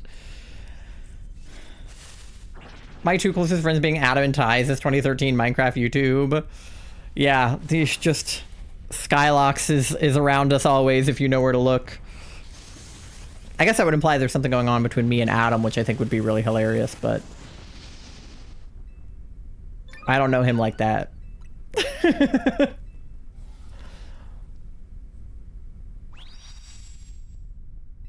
Hang on, what? Hang on. You can't just name drop Skylox like that? What do you mean? You literally just implied it. What do you mean? You brought it up. And for the record, my name has nothing to do with deadlocks, by the way. Just in case anybody was wondering. I didn't expect you to say... What was I supposed... You said Adam and Ty. That is their names.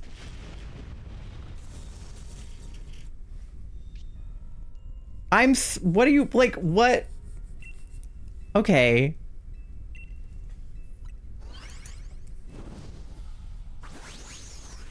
Anyways. Somebody say something else. Okay. Well, we got the mill tank. So, I would love a shiny mill tank. Guess I'm changing my name to Ross? Pasta. Maybe I was feeling someone else. I might be an empath, but I don't know. Dude, being an empath is crazy. Because Charlie's an empath, and it's like... Actually, like... If this shines, I won't be mad. Yeah, me either. Because, like... I don't know. It's so foreign to me as, like... the opposite of an empath, almost. Like, not full sociopath, but, like, you know, very, very autistic, very... like, lacking of empathy. Like, I never know what anybody is thinking or feeling at any time. Like, unless they tell me outright how they're thinking or how they're feeling, I don't know. Because I don't pick up on social cues. I don't pick up on hints. I don't pick up on, like, subtle, you know, implications of how you're feeling. Like, that shit does not fly with me. I am such an over communicator that, like... I do not rock with empathy, right? Whereas Charlie will like, I'll breathe the wrong way and Charlie will be like, what happened?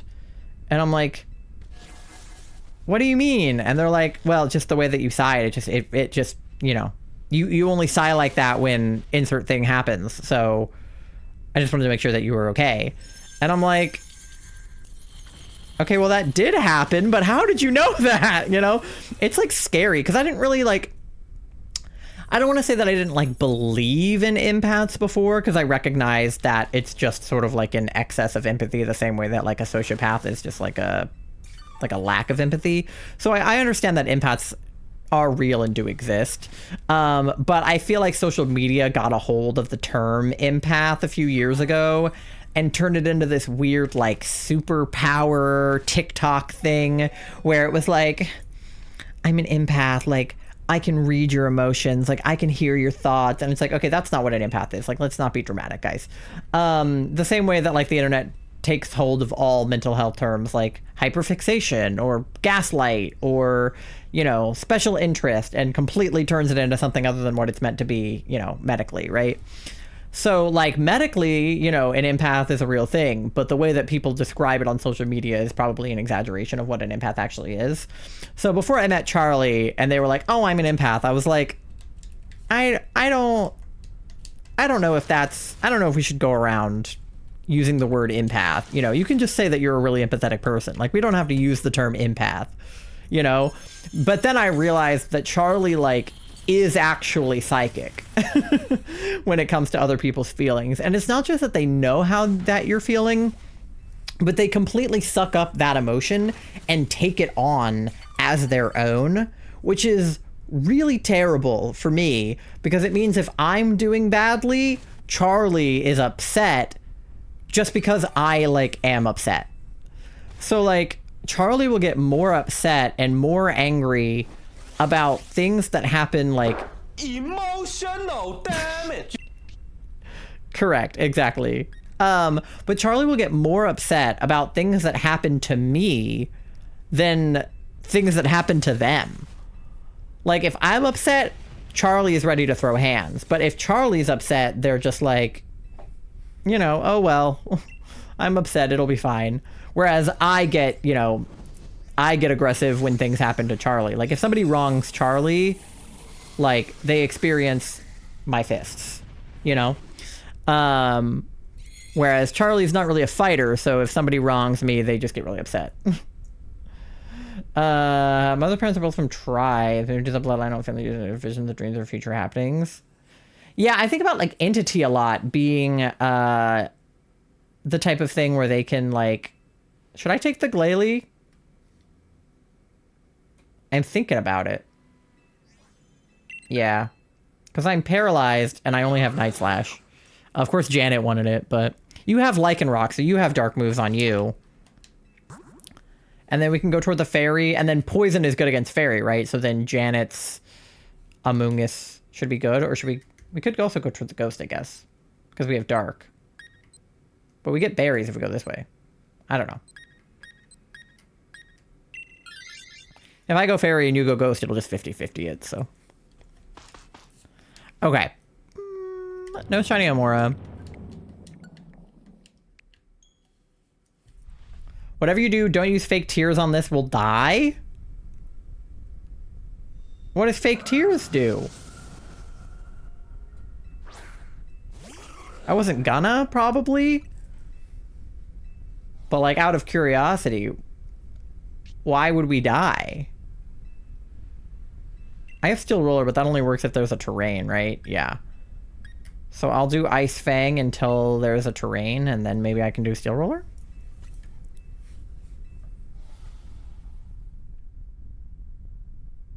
Does Wigglytuff have some kind of ability that, like, flips it or something? Fake Tears lower special defense, which is usually nice, but Wiggly has competitive, which boosts special attack if any stat is lowered. Ew. So I would lower its special defense, but I would raise its special attack. So we should not lower any of its stats in general. And it has a spread move? Ah, shit. Okay.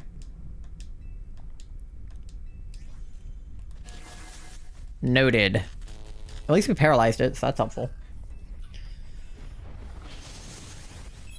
But yeah, I don't know. Being an empath is crazy. I knew a girl in high school who, I don't know for sure whether she was an empath or not, but she definitely, looking back, probably was. Because she was really, really, really empathetic. She would cry, like, at the drop of a hat, truly. If somebody else was, like, upset about something, like, she would feel that really deeply.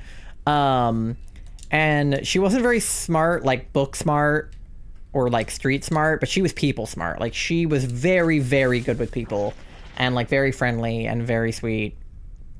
And she always talked about how having the amount of empathy that she had was like a curse. She was like, I do not wish having this much empathy on anybody, because it's like I go through my whole day and, like, you know, if I, like, you know, interact with the wrong person, I will just, it'll suck up my whole day. And I would talk about how being completely, like, apathetic is also a curse in and of itself, because then I never know how anybody feels, and, like, I'm not very good at, like, being comforting or, like, you know, being aware of people's thoughts and feelings, because I would just never know that somebody was, like, angry with me or upset about something else entirely unless they told me, and then people wouldn't tell me because I'm not very good at being there for people. So I was like, dude, having no empathy is a curse, and having too much empathy is a curse. I feel like there's obviously a nice middle ground of a decent amount of empathy. This has been a fun night of talking about parents fucking and fangirling about Skylarks, but I have to head out because the health is running up. Wish I could have been here longer. Hope you have a good night. Good night, Tori. Thanks for hanging out. Sorry your health is doing the thing it does. Okay, maybe Janet or Noah will take the Wigglytuff? No, of course they won't. Okay, fuck those guys.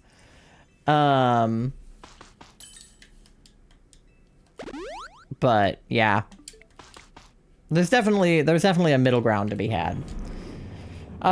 History of the time I miss my uncle. He could have shown me stories of the time he spent there. I remember all my uncle. Great great grandfather. Oh wow. Fake tears is now safe to use on Latias. Okay, will do. Did you get any money from Hot Topic? I did when you bought the hoodie, the Monster High one. I did. I got commission on that.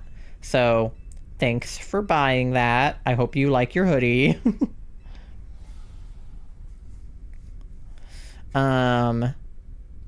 It looks like you got a decent deal on the hoodie, so I didn't get like a huge commission, but commission's commission. So money's money. Because I could have gotten no dollars, but instead I got dollars. So yeah, I appreciate you and all of your financial support always. It was half off, yeah. So stellar. I would rather you pay half price and I get money than you pay full price and I get nothing. Which means it's a crop top, right? Yeah, they cut the bottom half of it off. That makes sense. You obviously can't have both halves. That would be ridiculous. At least they don't cut it halfway down the middle. That would be worse. That would be more difficult to wear. I chose the right half. Oh, yeah. Well, I hope whoever gets the left half enjoys it. Still nothing. I'm convinced I'm not even resetting them, even though I know I am, because I'm getting different, like, genders and, you know, different alphas and stuff. But I'm like, can I please get a waffle? A bit breezy, yeah. You just buy another hoodie half off, so you get half of that hoodie, and then you can just wear both halves. I've seen pictures of my aunts and uncles and their tribal robes. I miss them. That's cool. I know, like, a little bit about, I assume that you mean, like, sort of like Native American tribes, probably. Tried, but I got another right half. Oh no. That is unfortunate. Because I know, like, There's a little bit of a Native American in my family if you go back far enough, but it's not like,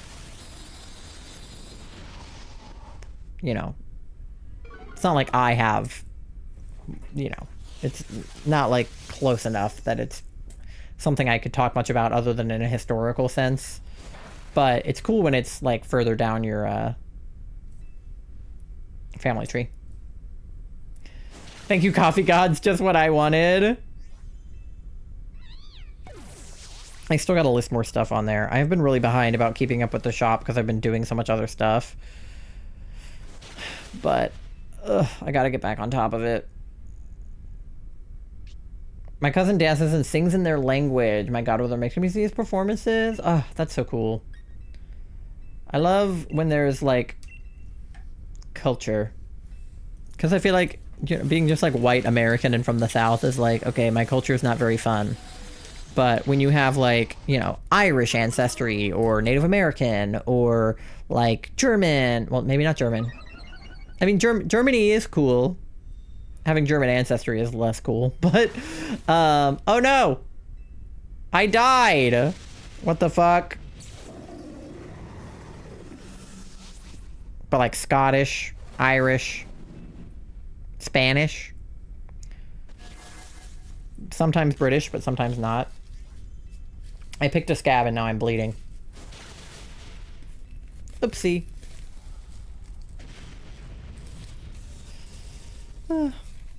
Alright, well, Latias is dead. Yippee. I distracted Ty with my hoodie.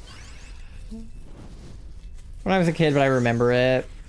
No blue cow. Ugh, bummer. If I don't get shiny Latias, I should at least get a shiny blue cow. Like, I feel like that is like the minimum that I could ask for. Or shiny Amaura. You know, I'd rather have that. We're not over odds for Latias yet. We're getting close to 90, which I don't appreciate, but... Pink cow. This is so sad. I'm never gonna get shiny dinosaur. I'm convinced that that's true, Pasta.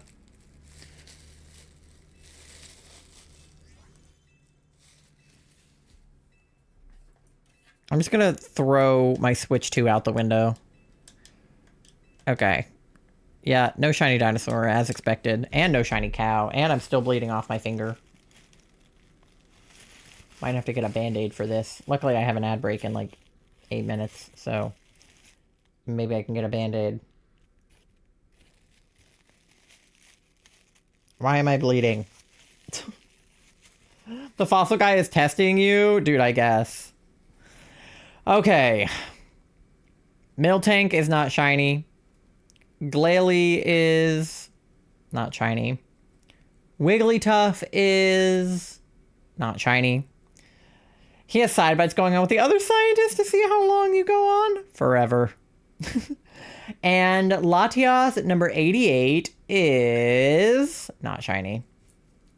Wow, we're really gonna get to 90 before long, huh? Alright, well, I'll take the pink cow, I guess. Maybe she'll be blue someday. When I get in touch with that side of me, maybe the dreams are just my Native American roots. Could be. Oh yeah, I don't think I finished what I was saying about Entity, but Entity being like a witch, like a divination witch, and being able to like divine things sort of ahead of time is very cool. And Charlie doing witchcraft now, like I feel like they're even more in touch with like that kind of thing. So I definitely believe in more like stuff like that than I used to. Like not anything like supernatural, but just that like there are some things that are like maybe rare, but like natural. Like hyperphantasia and aphantasia, or, you know, sociopathy and empaths and stuff. Okay, now my thumb is... okay, you know, I'll figure it out. All right, I'm gonna go put a band-aid on my finger and probably wash the blood off my hands. You guys get something to eat, something to drink, go to the bathroom, do your checks, pay your loans, do whatever you gotta do. We'll probably have time for 1 or 2 more DAs when we get back. I would love to get to 90 tonight if we can. And then maybe at least 8,700, 8,800 maybe on the Amauras. So stick around, and I'll see you on the other side of the ad in like 3 minutes.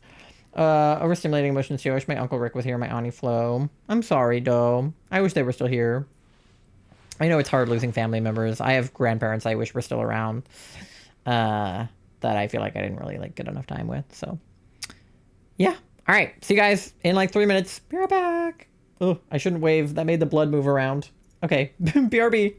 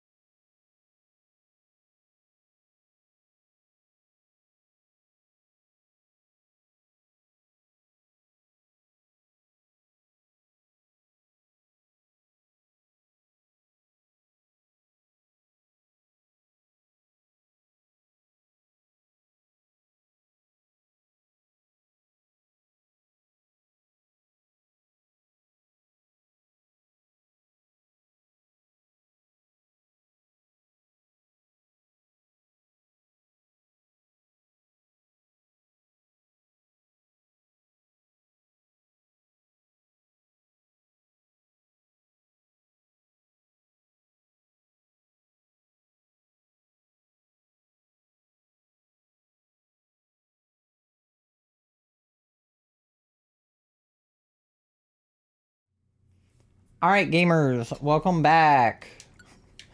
Especially, I'm trying really hard not to laugh at your aunt's name. It did make me think of Flo from Progressive. But I figure that her aunt is not Flo from Progressive. Unless she is. Probably not, though. Anyway, Charlie got me a Band-Aid. I'm bleeding into it now. Okay. 2424242 is your lobby code. So hop on in if you want to get in on some Latias DAs. I feel as though we could get to 90 if we can manage 2 successful ones back to back if we go fast enough. Which I believe in us. I think we can go fast enough. But yeah, just let me know if you're not D and you plan on joining. Otherwise, I'll probably get started with just the two of us since it was just the two of us last time. So Charlie, if you want to hop back in, or if anybody wants to hop in, just let me know. And I will wait. But otherwise, I'll probably get it started at like a minute 30 seconds. So you have like 45 seconds. I'm gonna grab water. Okay. And I will also wait for D to grab water. So you have 30 seconds to do that.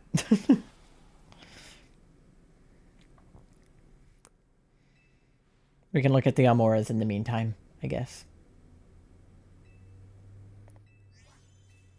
So far, they're not shiny. Because why would they be shiny? Nope.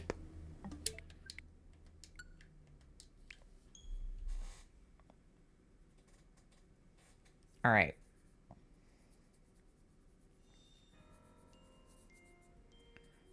Five, four, three, two, one.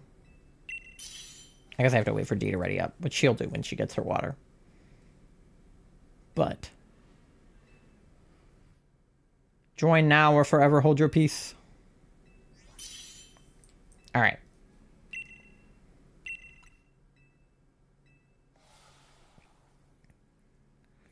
Ooh, okay.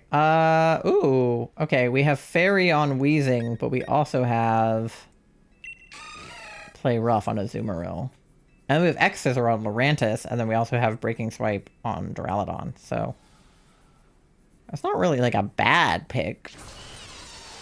Ah! The baby! Oh, nobody wanted the baby. Pasta, her name was Florence. Come on, Pasta. Okay, oh, whoa, we have Ice Fairy up the right-hand side. And we also have a bug, so we could either go Ice Bug or Ice Fairy. There's a Backpacker. And then there's berries, too. Okay, well, I feel like right is clearly the choice here.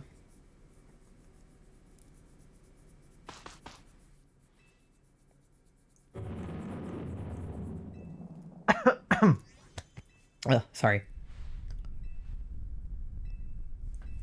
Alright. We've seen a good bit of Glalie today. Ugh, Alpha, but no shiny.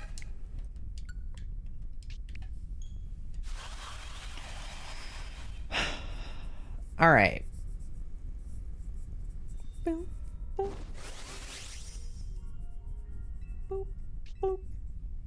We understand, but it's like when you name your kid Dick. Yeah, I don't know why anybody whose name is Richard would, like, willingly go by Dick. Like, back in the day, I get it, I guess, before Dick was, like, used the way that we use it today. But, like, you know, in this day and age, is anybody shortening Richard to Dick? Like, why are we doing that? Like, Rick, I get. Rich, sure. Where did the D come from? It's like Robert being shortened to Bob. Like, shouldn't you be Rob? Why would you be Bob? Or when people get, like, Jimmy from James. It's like, I kind of get it, but it's like, it doesn't feel quite right.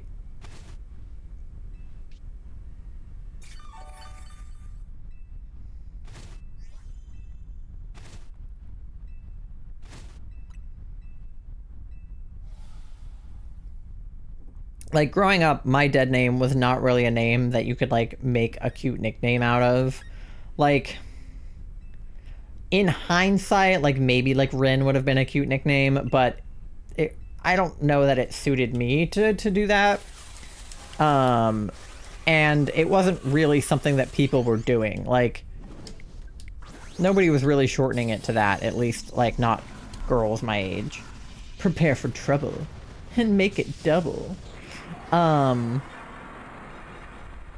I mean, like, Jessie from Jessica makes, like, perfect sense. You know? Or, like, Jamie from James. You're not really making it shorter, but I understand how it's a nickname. But yeah. Like, I don't know. I just really wanted to have a nickname growing up because I liked my name well enough. I didn't hate it, but I had a lot of friends with cute nicknames. I knew an Isabella who went by Bella. You know, I knew like Hannahs with various nicknames because there were too many Hannahs, so they all had to go by something different. I'm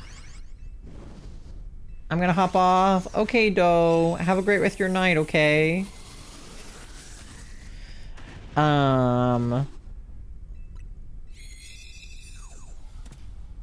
Who else? Oh, I knew like a Danny in school. Katie is another good one. Like that's like a, you know, there's a million nicknames for Catherine though. Like you can be Kat, you can be Kate, you can be Katie, you can be Kathy. Like you can be so many things if your name is Catherine. Like you have like infinite options, I think, if your name is Catherine. You can even be Rin from Catherine. Like there's so many things you can be. Okay, I'll see what happens if I don't take it. Okay, Arthur wants it, sure. But yeah, anyway, congrats on turning in your paper, Katie. I think I did super great with the genogram, but I got the more important family dynamics, I think. Were you doing it on, like... Okay, do we want to go toward the fairy for the backpacker or the bug? The bug is a Selgor, which doesn't he have the acidy one? But then the fairy is Mimikyu, so... I feel like we could go either way. But were you doing it on, like, your family or, like, a fictional family or, like, an example family or something? Okay, focus sash, wide lens, wide glasses, quick claw, weakness policy. I guess focus sash? I don't know.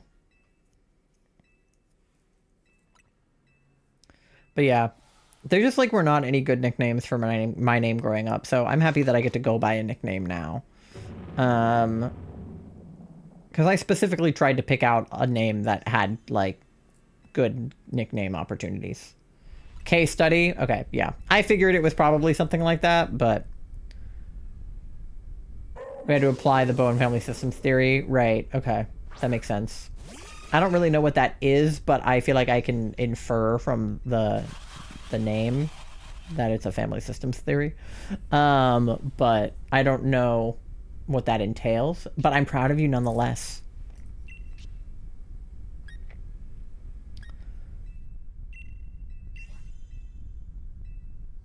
It'd be crazy if they made you, like, psychoanalyze, like, your own family or something. But I figured it could be, like, an imaginary family or something. Yeah, it would be insane if I had to do my own. Yeah, I'm sure. Because I was going to say, I was like, you know, again, me and my family having really complicated family dynamics between the adoption and the divorce and the death and everything. And I know that you have, like, definitely an interesting relationship with your dad. So, like, it would definitely be, like, psychotic of them to make you do your own family.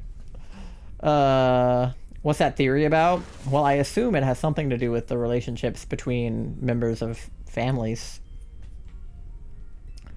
I have 3 sides technically because my bio parents divorced and my mom remarried. Yeah, no, exactly. That's kind of how my family feels because my parents are together, but my mom's adopted, so I had my mom's biological family and my mom's adopted family, and then my dad's family, and his parents divorced, so I have my dad's mom's side of the family, and then my dad's dad's side of the family, because my dad's dad remarried, and so did my dad's mom, but then her husband died. And then just recently, my dad's dad, well, not super recently, like a few years ago, my dad's dad died. So, like, it kind of, like, splits off into, like, 3.5.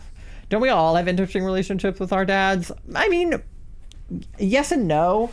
I have a good relationship with my dad. I feel like, I don't want to say that it's always been good, but it was never bad. I think I was an angsty trans teenager for a few years, and I took that out on my dad, but he has always been, like, a good dad, even if I didn't necessarily recognize it at certain ages. But it is interesting, though, because despite that, you know how they always say, like, oh, like, girls with daddy issues, you know, they always date guys that are like their father, or they always date guys that are the opposite of their father so that they're getting what their father never gave them, or, like, you know, something along those lines. My relationship with my bio father is leaning towards neutral with some very prominent red flags from his side.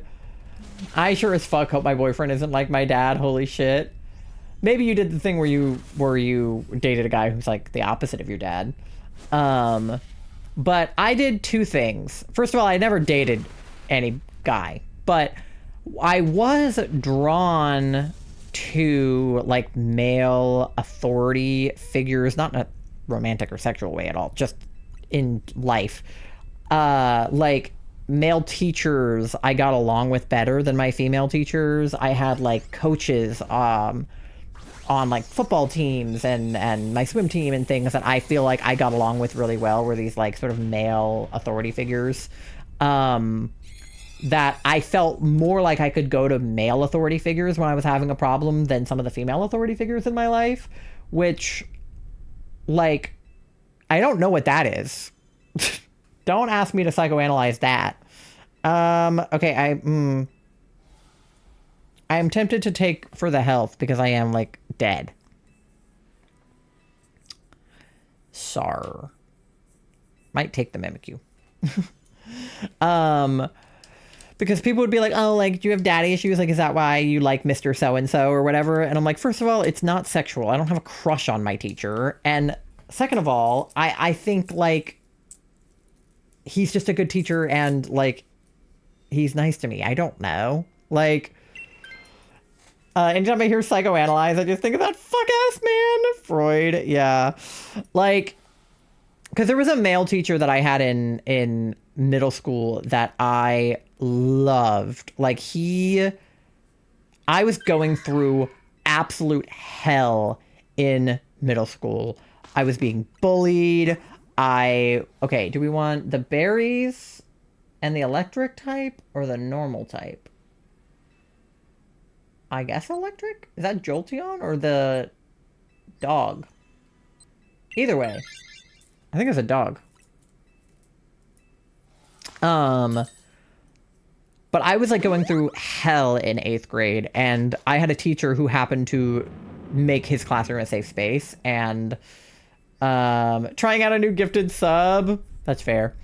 Who like made his classroom a safe, yeah, it's dog. Okay. Who made his classroom a safe space for me, and like I felt comfortable coming to him when I was feeling suicidal, and like I didn't feel like I could tell my parents or like some of the other teachers, or certainly not like a guidance counselor, but I felt comfortable enough to tell the male teacher I had in my life. And, you know, I think people tried to make it weird and make it a daddy issues thing or make it a sexual thing when it like absolutely was not any of that. Like, I don't know, maybe he was kind of a father figure in a way, but like I have a dad, you know, but sometimes it's just harder to go to your own parents. Like, I don't want to tell my own dad that I'm suicidal. When he found out that I was suicidal, my dad started sobbing, crying. Like, I didn't want to tell him that. I didn't want him to know that. So I don't think it's a bad thing that I had, you know, male figures in my life that I could trust. I mean, the alternative is I had male figures in my life that were gross or trying to make it sexual or trying to make it weird. So I think it's a good thing that I had like nice trusted male authority figures in my life. So that's one thing that I did. But the second thing that I did that I think is arguably more interesting and probably a little more Freudian is I did not date anybody remotely like my dad, but Charlie and my mom, there's some similarity there. They have some things in common that I never even would have imagined that I would like perceive. Like, I didn't think about it when Charlie and I got together, but once Charlie and my mom started like getting to know each other and like bonding over some of their similarities, I was like, oh my God, I didn't date my dad.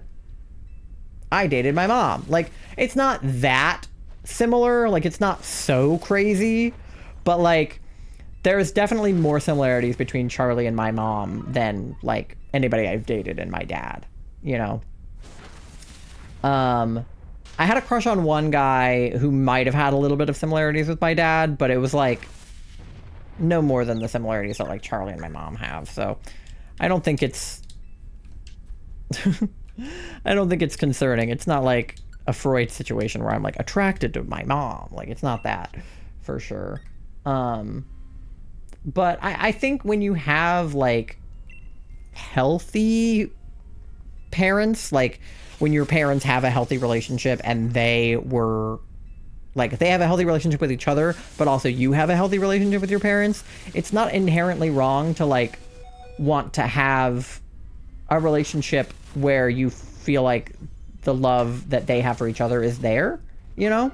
Like, my parents definitely don't have like a picture perfect relationship. Like, I saw my mom and dad fight like my fair share of times as a child, but they don't hate each other. They didn't get divorced. Like, you know, there wasn't like abuse happening. It was literally just like my mom would get frustrated with my dad for something mundane, and my dad would get upset with my mom for something mundane, and then they would fight about it. Like, you know, normal shit, you know, where when you're married for 30 years, you get into an occasional fight, you know? So, yeah, I don't know.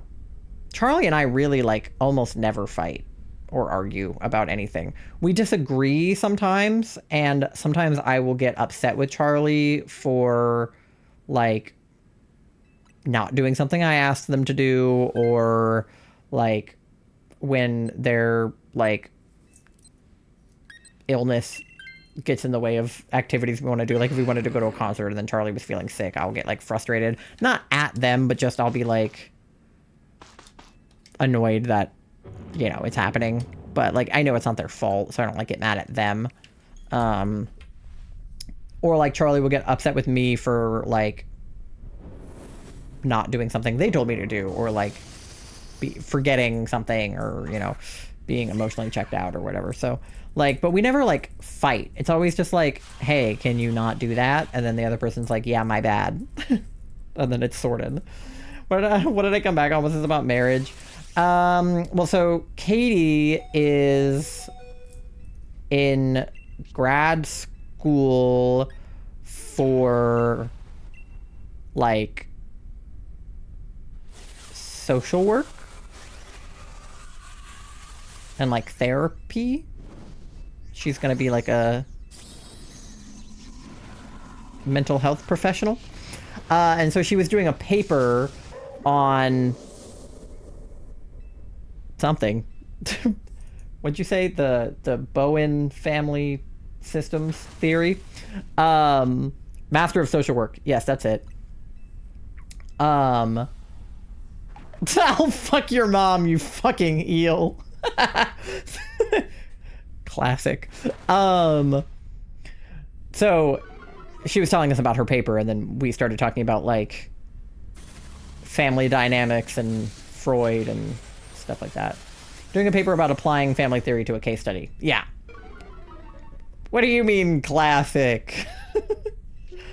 Which I may have done a little silly, but I think that's fine. Hey, listen, a lot of my papers were a little silly.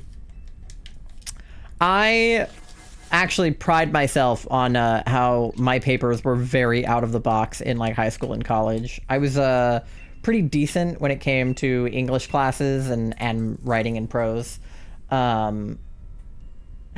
a little cat. Thank you for paying your daily loan. You're at 300 bells on your loan. Hi.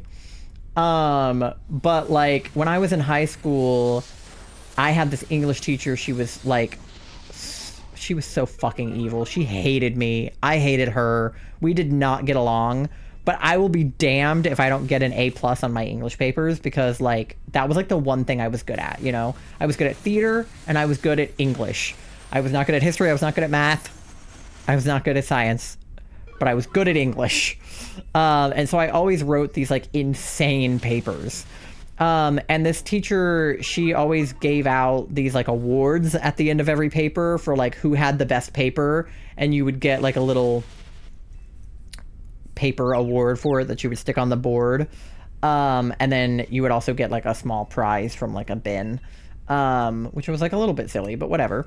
So that was the thing that she did, and I was hell bent on getting this like prize from the prize bucket and getting my name on the wall, because I knew damn well that I was easily one of the best writers in that class. Like there were other like good writers, but there were a lot of people that were like, you know, I could run circles around them when it came to writing a paper, right? And like I think just because she had a personal fucking vendetta against me, like every paper, no matter, like I wrote this incredible paper on Amelia Earhart. I was so proud of it. Amelia Earhart was one of my like special interests when I was younger. I was obsessed with what happened to Amelia Earhart. This is before we knew that she got eaten by crabs. So I wrote a paper about Amelia Earhart where I insinuated that she had been eaten by crabs, because that had not been like, it had been like theorized, but it had not been like, you know, they hadn't found anything yet.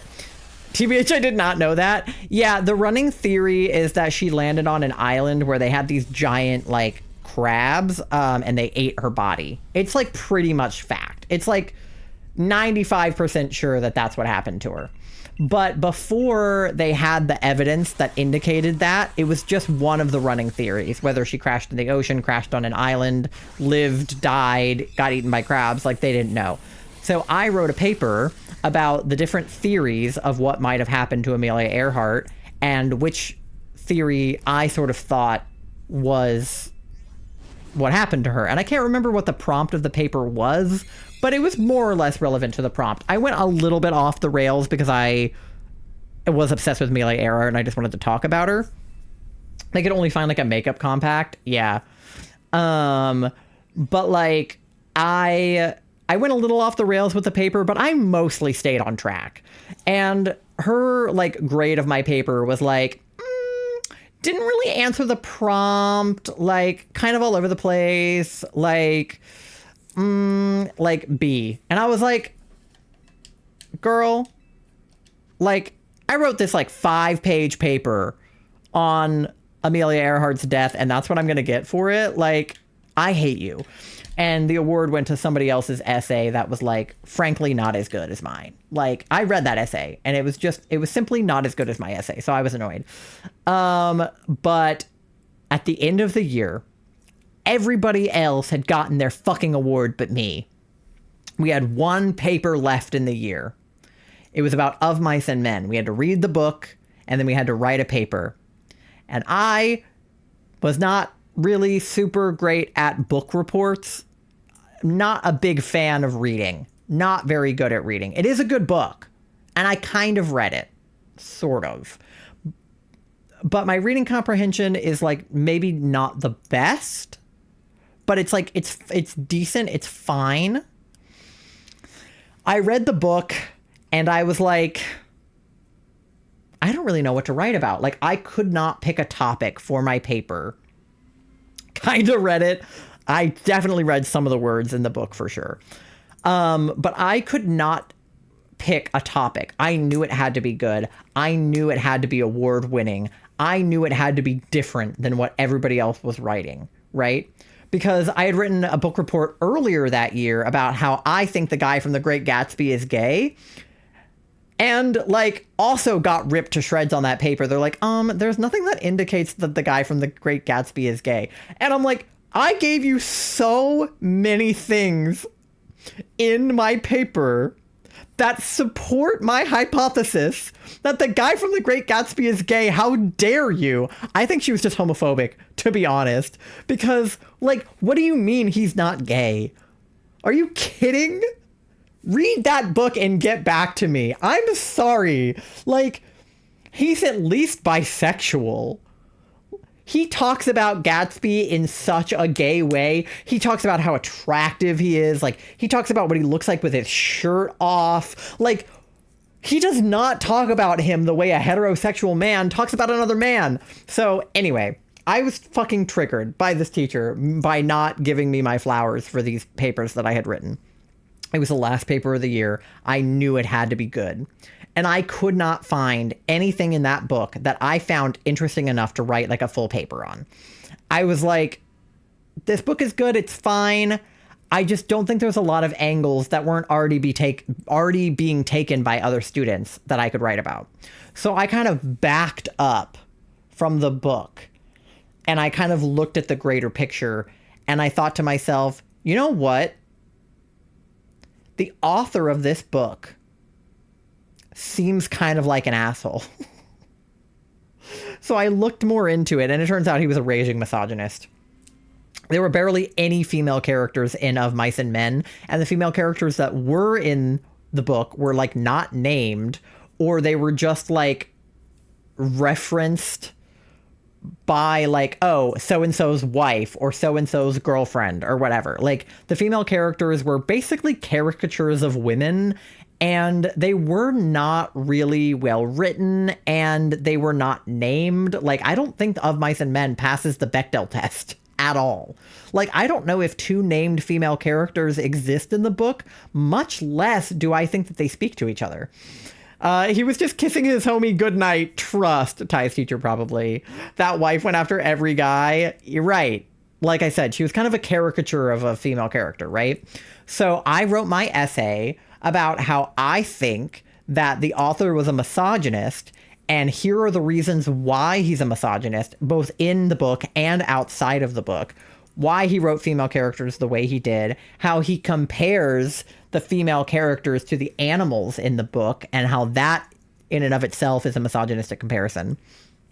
And I just like went ham on this poor author. Well, not really poor author, because he was a misogynist, but like all of the other people were writing about like stuff that happens in the book, and I was just being like, this author sucks. He's a misogynist and I hate him. She got her neck snapped in hay. Right, exactly. And I wrote that fucking paper. I slapped that shit on her desk. I was like, give me my fucking award. I swear to God. Let's just say I won my award. And in the notes on that paper, she was like, yeah, you're right. This guy's a fucking misogynist. And all of your points are accurate. And you did a good job. And A+. And you get your name on the wall. And I can tell that it was done begrudgingly. I could tell she didn't want to give me that award. And there are two reasons why I know she didn't want to give me that award. One, the look on her goddamn face when she had to read my name out in front of the class and put my essay on the wall and put my name on the wall. Bitch was not happy. Second of all, she tied me for the award. My friend Sam, who, great guy, wrote a good paper, ended up going to film school, is a cool dude. I like, we're still like, we still vibe. Nothing against Sam. Love him. She gave Sam an award for the same paper. Every paper only had one best essay. But on the one where I won fair and fucking square, she gave out 2 awards for the first time the whole year. If Sam and I weren't friends, I would have fucking slugged him. And my teacher. Like, he wrote a good paper. He did. His paper was good. He deserved it. But holy shit. She did not want to give me that shit solo. She was like, I will give you your flowers, but you will have to also share them with Sam. Like, she was not fucking happy. Yeah, if I ran into her today, bitch. Anyway, let's do our checks. Glalie is not shiny. Mimikyu is not shiny. Manectric is not shiny. And Latias number 89 is not shiny. Damn. Can you imagine if the Latias was shiny and had just been sitting there the whole time while I was ranting about Of Mice and Men? Check the link. Oh, okay. I will look. Let me get another. Hold on. Let me, I'll take the puppy. Why not?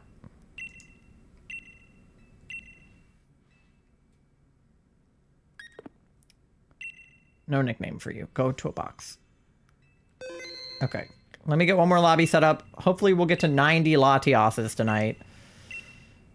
You'll have no context for it. Okay, even better. Oh, I can't ride my bicycle right now, chat. Okay. Beep, boop, boop, pop. Latias. Yes. All right. Last DA of the night. Get in. Please. All right. 2424, 4242. Lobby's open.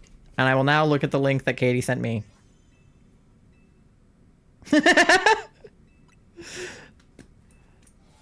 No, yeah. That's me when my teacher no give me award on essay. Wait, hold on. I'm adding it. Hold on. Let me see. Hold on. Hold on.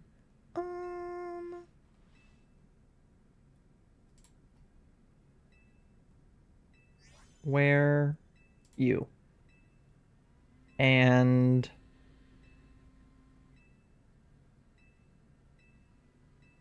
where is it?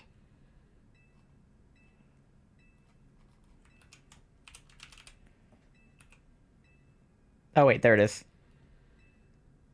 Yeah.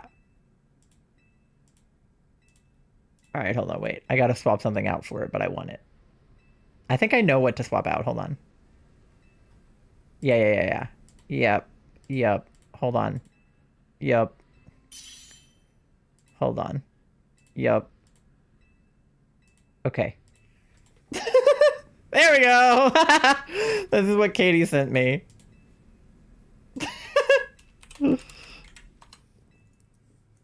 Love it. Beautiful. Alright. And no shiny Amaura. That's cringe. Alright, D is in. If anyone else wants to get in, let me know in the next, like, 30 seconds. Otherwise, I will... It hit me. It is you. So true. BRB, go take makeup off? Okay. Charlie, do you want to join the last one, or are you still sitting out?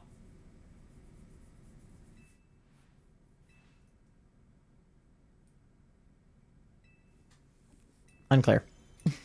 What happened? Oh, well, I don't have the context, but apparently Katie made that face at some point, and now it's a silly little emote. But yeah, anyway, that's my rant about my English teacher from high school. I don't know where I was going with that story. I feel like it was relevant to the paper that Katie was writing, but just know that I don't fuck around with papers. Oh, the other paper I was going to tell you guys about, weirdly enough, a similar situation, but this was when I was in film school. My professor, I took a horror film class, and my professor for my horror film class I had in a previous class, and once again, she didn't really like me that much, and I didn't really like her that much. It wasn't as bad as my English teacher from high school, and she did end up growing on me, and I think I grew on her over time as well. I think we just like got off on weird footing the first class that I had her for, because she gave me like a bad grade on this like sound project I had worked really hard on, and I thought it was good, but she was like, you didn't normalize the audio, and I was like, I did normalize the audio, like, what are you talking about? And she was like, no, you didn't. And I was like, I literally did. But that's neither here nor there. But it was another class where I was like, you know, and like, to be fair, I had English teachers I was really close with over the years too. But I also did have some that I did not like. Okay, we have a bug on the left, but we have Bisharp on the right. We have Dragon on the right too, so maybe we go right. We could get there either way, I guess.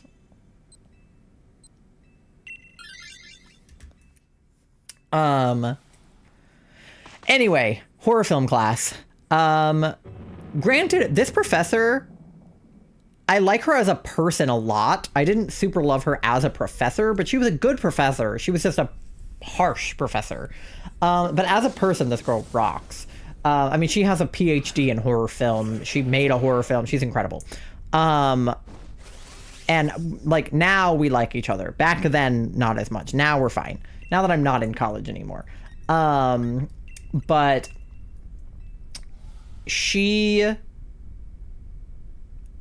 I think it was my final paper for that class. I wrote a paper on lesbian vampires. And let me just say that paper went hard. It was basically just about this trope in horror films where they would make, like, the villains queer and, like, also hot. Like, Jennifer's Body is a good example, right? Jennifer's Body, it's like, Jennifer is queer, but also, like, she's, like, eating people. So, you know. Let me and Cheeks do that script. Yeah, it's just, there's just kind of like there's just a trope in horror film where I was drawing a connection between vampires, lesbians, and lesbian vampires, essentially. It was a pretty good paper. I think I got a good grade on it. There's not beef here, but that's just another paper where I, like, went off the rails. My paper on Amelia Earhart, my paper about how the guy from The Great Gatsby is gay, and my paper of Mice and Men were all the same year, my junior year English class. And then my paper on lesbian vampires, and I also wrote a paper about how percussion is a male-dominated field and inherently misogynistic. Because of my experiences on the drumline as a feminine presenting person in high school, and how, like, there was sort of unconscious biases that my band director and percussion director were sort of implementing against the females in the department, because one of my best friends was not allowed to play the drum that she wanted to play because he said it was too heavy for her, even though she could totally carry it. Gotta go. Sleeping good night. Good night, Nando. Thanks for hanging out. Have fun in Pokemon. I appreciate it. Thank you for the lurk. But he was basically like, no, you can't carry that drum. And she was like, I can, actually. Like, it's not too heavy. She was a tall girl, taller than me. She played lacrosse, so she was pretty strong. And it was literally him just being sexist and assuming that she wasn't strong enough to carry the drum. And then the next year, she literally did play that drum on the field. So anyway, I wrote a paper on how, like, the percussion, the culture in percussion at my school, but also at large, was very interesting because they would often put girls in the front ensemble where, like, the pretty marimbas and the, like, cute little instruments were, and they would put all the boys on the drum line where the big drums or the deep sounds were, and how the front ensemble was often excluded from percussion events and not seen on the same playing field as the guys on the drum line, even though both sections are equally valuable to the band. And how I felt like that was rooted in misogyny, because if it was the other way around and boys were in the front ensemble and girls were on the drum line, it would have been flipped and people would have been, you know, all about the front ensemble and not, you know, so it was, like, clearly rooted in misogyny. So I wrote a paper about that too. But yeah, I was a percussionist. I was in the front ensemble my first 3 years of high school. I played keyboards. I played marimba, vibraphone, xylophone, timpani, stuff like that. And then my last 2 years of high school, I was on the drum line, and I was front ensemble captain my sophomore year, and I was bass line captain my senior year. So I was captain twice. Okay, we want to go toward the backpacker and the berries, or Bishop? Oh, well, I guess we probably want Bishop. Pure Sniper, thank you for the follow. Did you do band or anything like that, Pumpkin? You have a baby cat. Aw. Thank you for the bonk.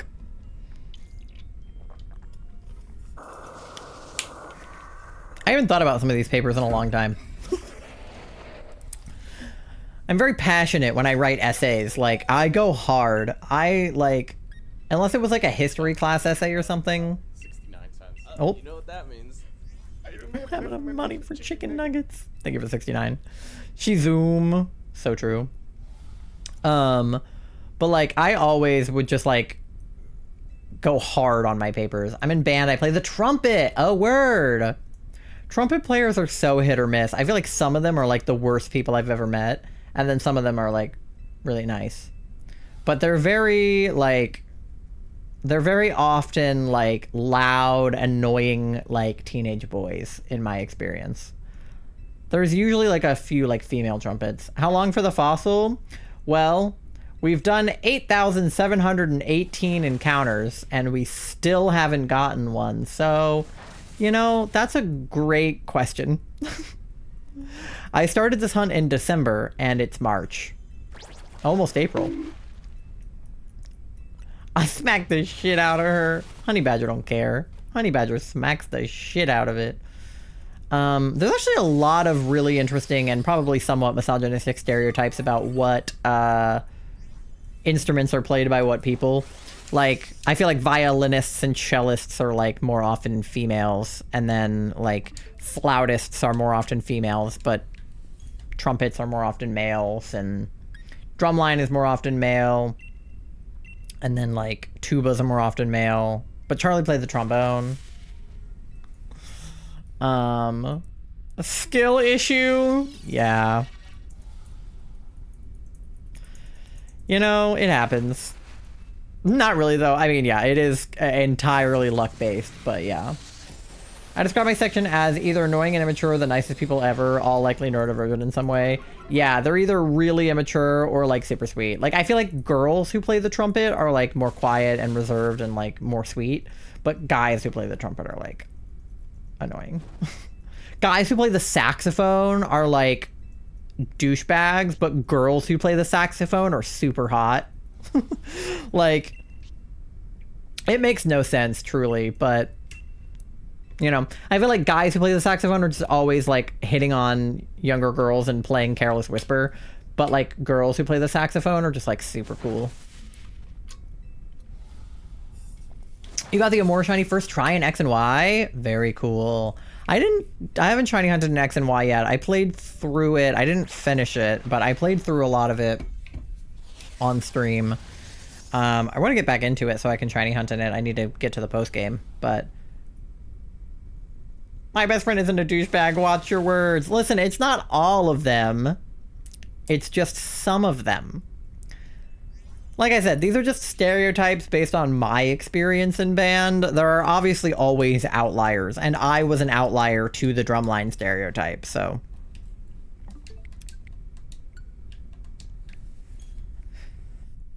Playing got Amaura, I didn't check it. Oh, crazy. Bird with fish, deep throat in that shit. He really do. I was like him, that boy is white. Yeah. One of my mods got shiny Aerodactyl doing fossil resets in ZA. I think after like 3 resets or something insane. Thank you for the bonk. So when they did that, I was like, oh, maybe I should shiny hunt Amaura. Surely it won't take me 8,726 resets.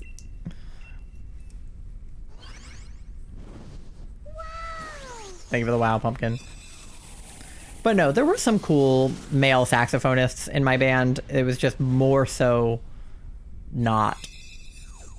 Even the nice ones played Careless Whisper. There's really no way around it. You're shiny hunting Remoraid and Shield. Ooh, very cool. I don't have a shiny from that line, I don't think. Unless I have a...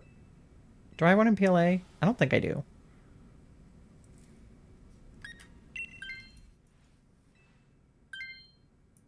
Oh, okay, Sean's taking it. Okay, I was gonna say. Guess how long I've been hunting it for? Hopefully not as long as I've been hunting this for. Okay, that's Polyrath, that's Spooter, and that's Altaria. I feel like either Altaria or Spooter is good. Maybe Altaria? Health was low and I forgot how many hearts we had. We're full hearts, which is good. 5 months? Oh no, that is longer than I've been here for. Okay. Well, then actually, skill issue for you. No, just kidding. Ugh, sometimes it happens that way. How many encounters? Are you counting encounters, or just it's just been 5 months of doing it constantly?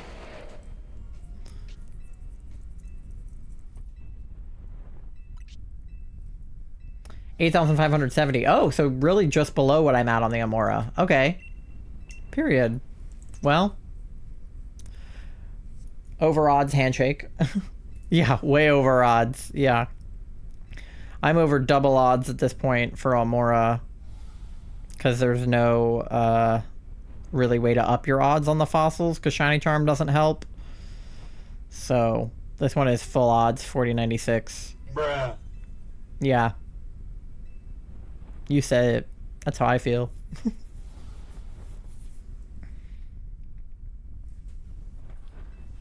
Alright.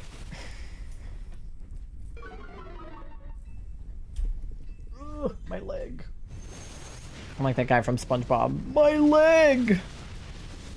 This is what I get for sitting on my feet. But it's comfortable until it isn't.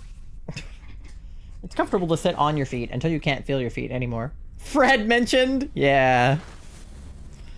I think I have a little Fred somewhere.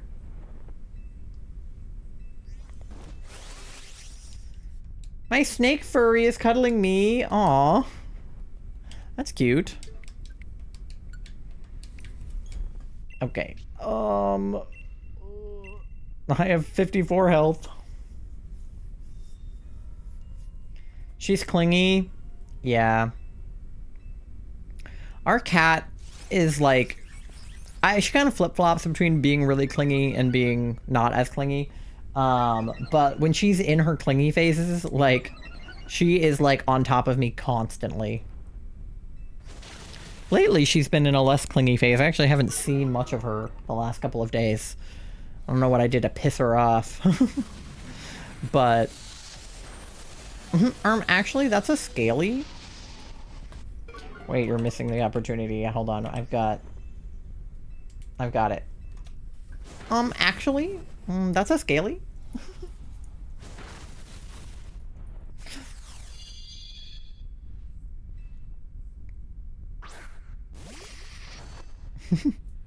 What is that? Okay. I joined DA. Maybe. This was supposed to be the last one. If we lose, I'll probably do another one. But if we win, I'll probably go to bed. Because it's like 12:30 in the morning. Here. But I don't like to end on a loss. So if we lose, I'll do another one.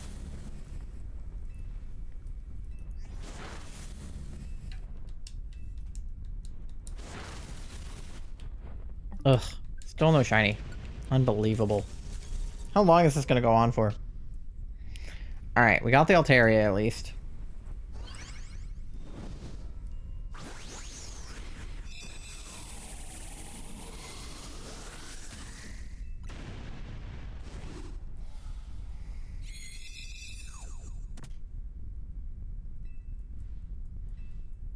Alright.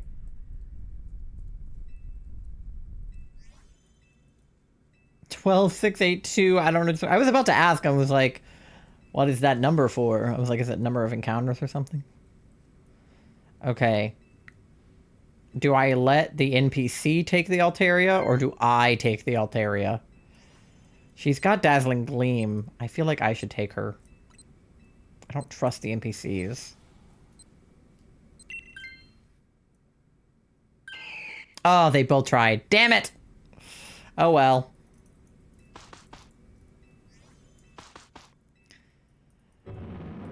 It's fine. Alfie has Palisand, so if he wasn't almost dead, he'd be in a pretty good situation. I guess Alfie is one of the NPCs I do kind of trust, but the other guy not so much.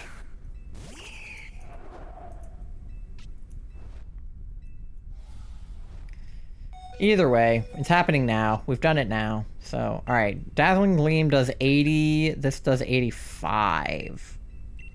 Probably do that then. 62 cents. I still don't have enough for chicken nuggets.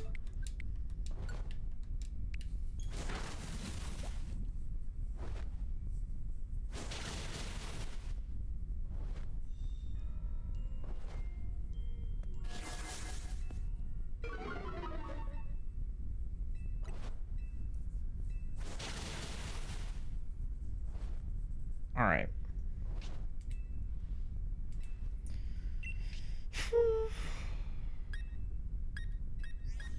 Let's do that again. That's how much SpongeBob means to Mr. Krabs. 62 cents. Mr. Krabs! That audio was popular on TikTok for a while. I remember doing a video with it.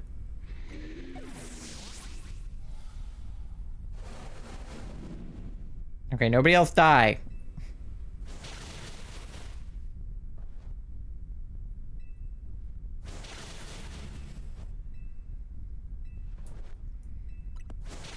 Get him, D. Do I need to know online to do DAs with people? I think so, yeah. I think it counts as online. Never did it? Yeah, I'm pretty sure you have to have an SO for it. What does Cotton Guard do? Nothing helpful. Okay. They both do 130. This one lowers the attack stat. Okay, let me do this one. Yeah, that's what I thought. Because one time we were doing DAs, and it was right around my birthday, which is when my subscription renews every year. And I had to, like, resubscribe right before we did the DAs, like, on stream, because I was like, ah, shit, my subscription ran out. Because it's usually, like, either a couple days before my birthday or a couple days after my birthday that my dad, like, sends me the money to resubscribe, because it's, like, a gift from him every year. I got the link code. Yeah. So I was like, ah, shit, I don't have the money yet, but I just used my money and then got the money from my dad. Because I also used my birthday money to buy ZA last year. Because my birthday was at the end of September, so I could pre-order it and then get it by October. I think I did it. Okay, slay.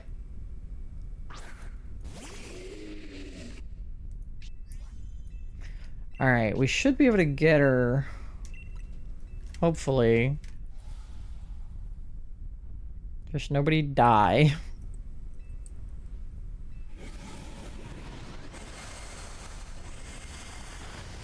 Uh-oh. D! I do good in DAs. Yeah, they're, you know... Okay, nobody else die! Fuck! Okay, it's fine. I'm good. I'm good. Okay. Get her! Oh my god, she has like 1 health. Please. Cramorant! Why could you not use Throat Chop? Oh my god. Please be helpful. Oh my god. Okay. Alright. Thank you, Alfie. Dear god. NPCs, dude. Now is not the time for amnesia. Alright.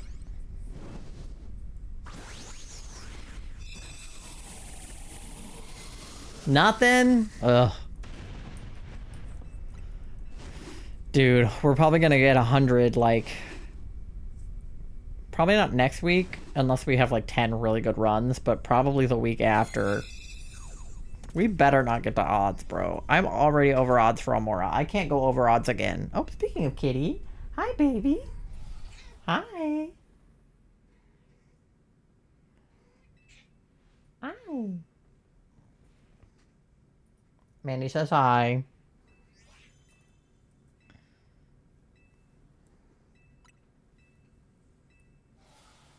Did you do a link code? Yeah, it's pinned at the top of chat. That's the one that I use for all my DAs. Because I think if you do them without a link code, like anybody can join. But if you do them with a link code, then you can get like specifically the people like in your stream to join. None of my Pokemon are making me white or black paint. Ugh. Yeah, Palmo made me white paint the other day. I asked him for blue paint, and then he gave me a surprise white paint. All right, no shiny Amaura. God damn it. At 8760. Dear Lord. All right. Well, last checks of the night then. Let's see. Cramorant is not shiny. Bisharp is not shiny. Altaria is not shiny. Latias, number 90, is red. Ugh. I had so much hope. I don't know why. Today I was like, we're gonna get something today, surely. Alright, I'll take the stupid bird with the dumb face. God damn it.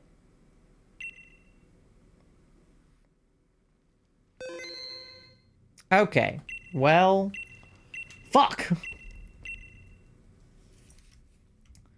Alright, oh god, I haven't had. Let me snooze that so I can finish stream. 1 sec.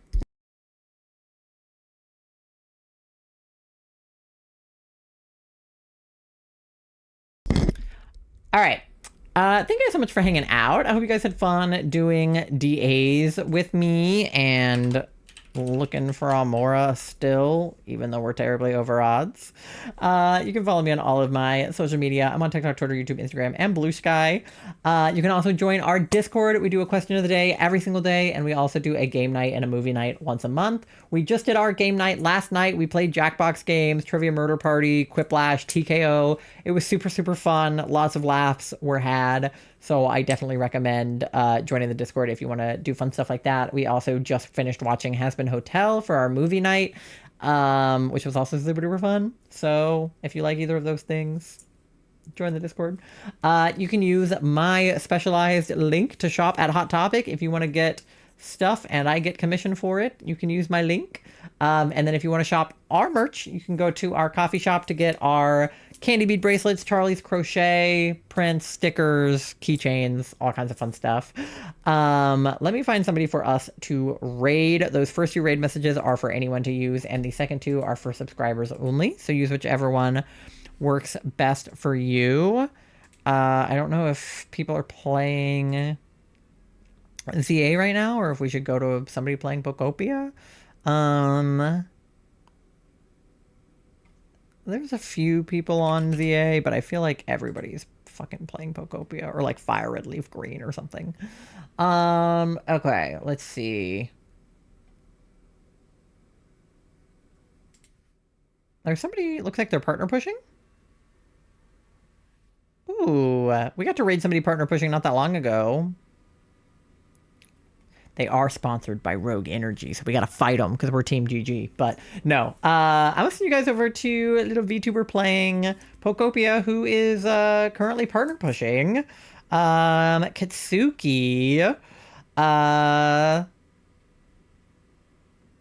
Yeah, they have a very cat-themed vibe. So if you like cats, you'll probably like Katsuki. Anyway, let me get that raid started. I will be live next on Tuesday night at 8 p.m. Eastern Time. So stop by for some Pokopia. I think we're going to finish the game. Maybe. We might roll credits on Tuesday. Because I think we're pretty close to finishing the game. I have a few more things I need to do, but I think we're close. So if you want to see us finish Pokopia, come hang out on Tuesday. But yeah, I hope you guys have a great rest of your time zone. Stay hydrated, take care of yourselves, get some rest, get a snack, do all the things, and I will see you on Tuesday. Okay, love you, bye.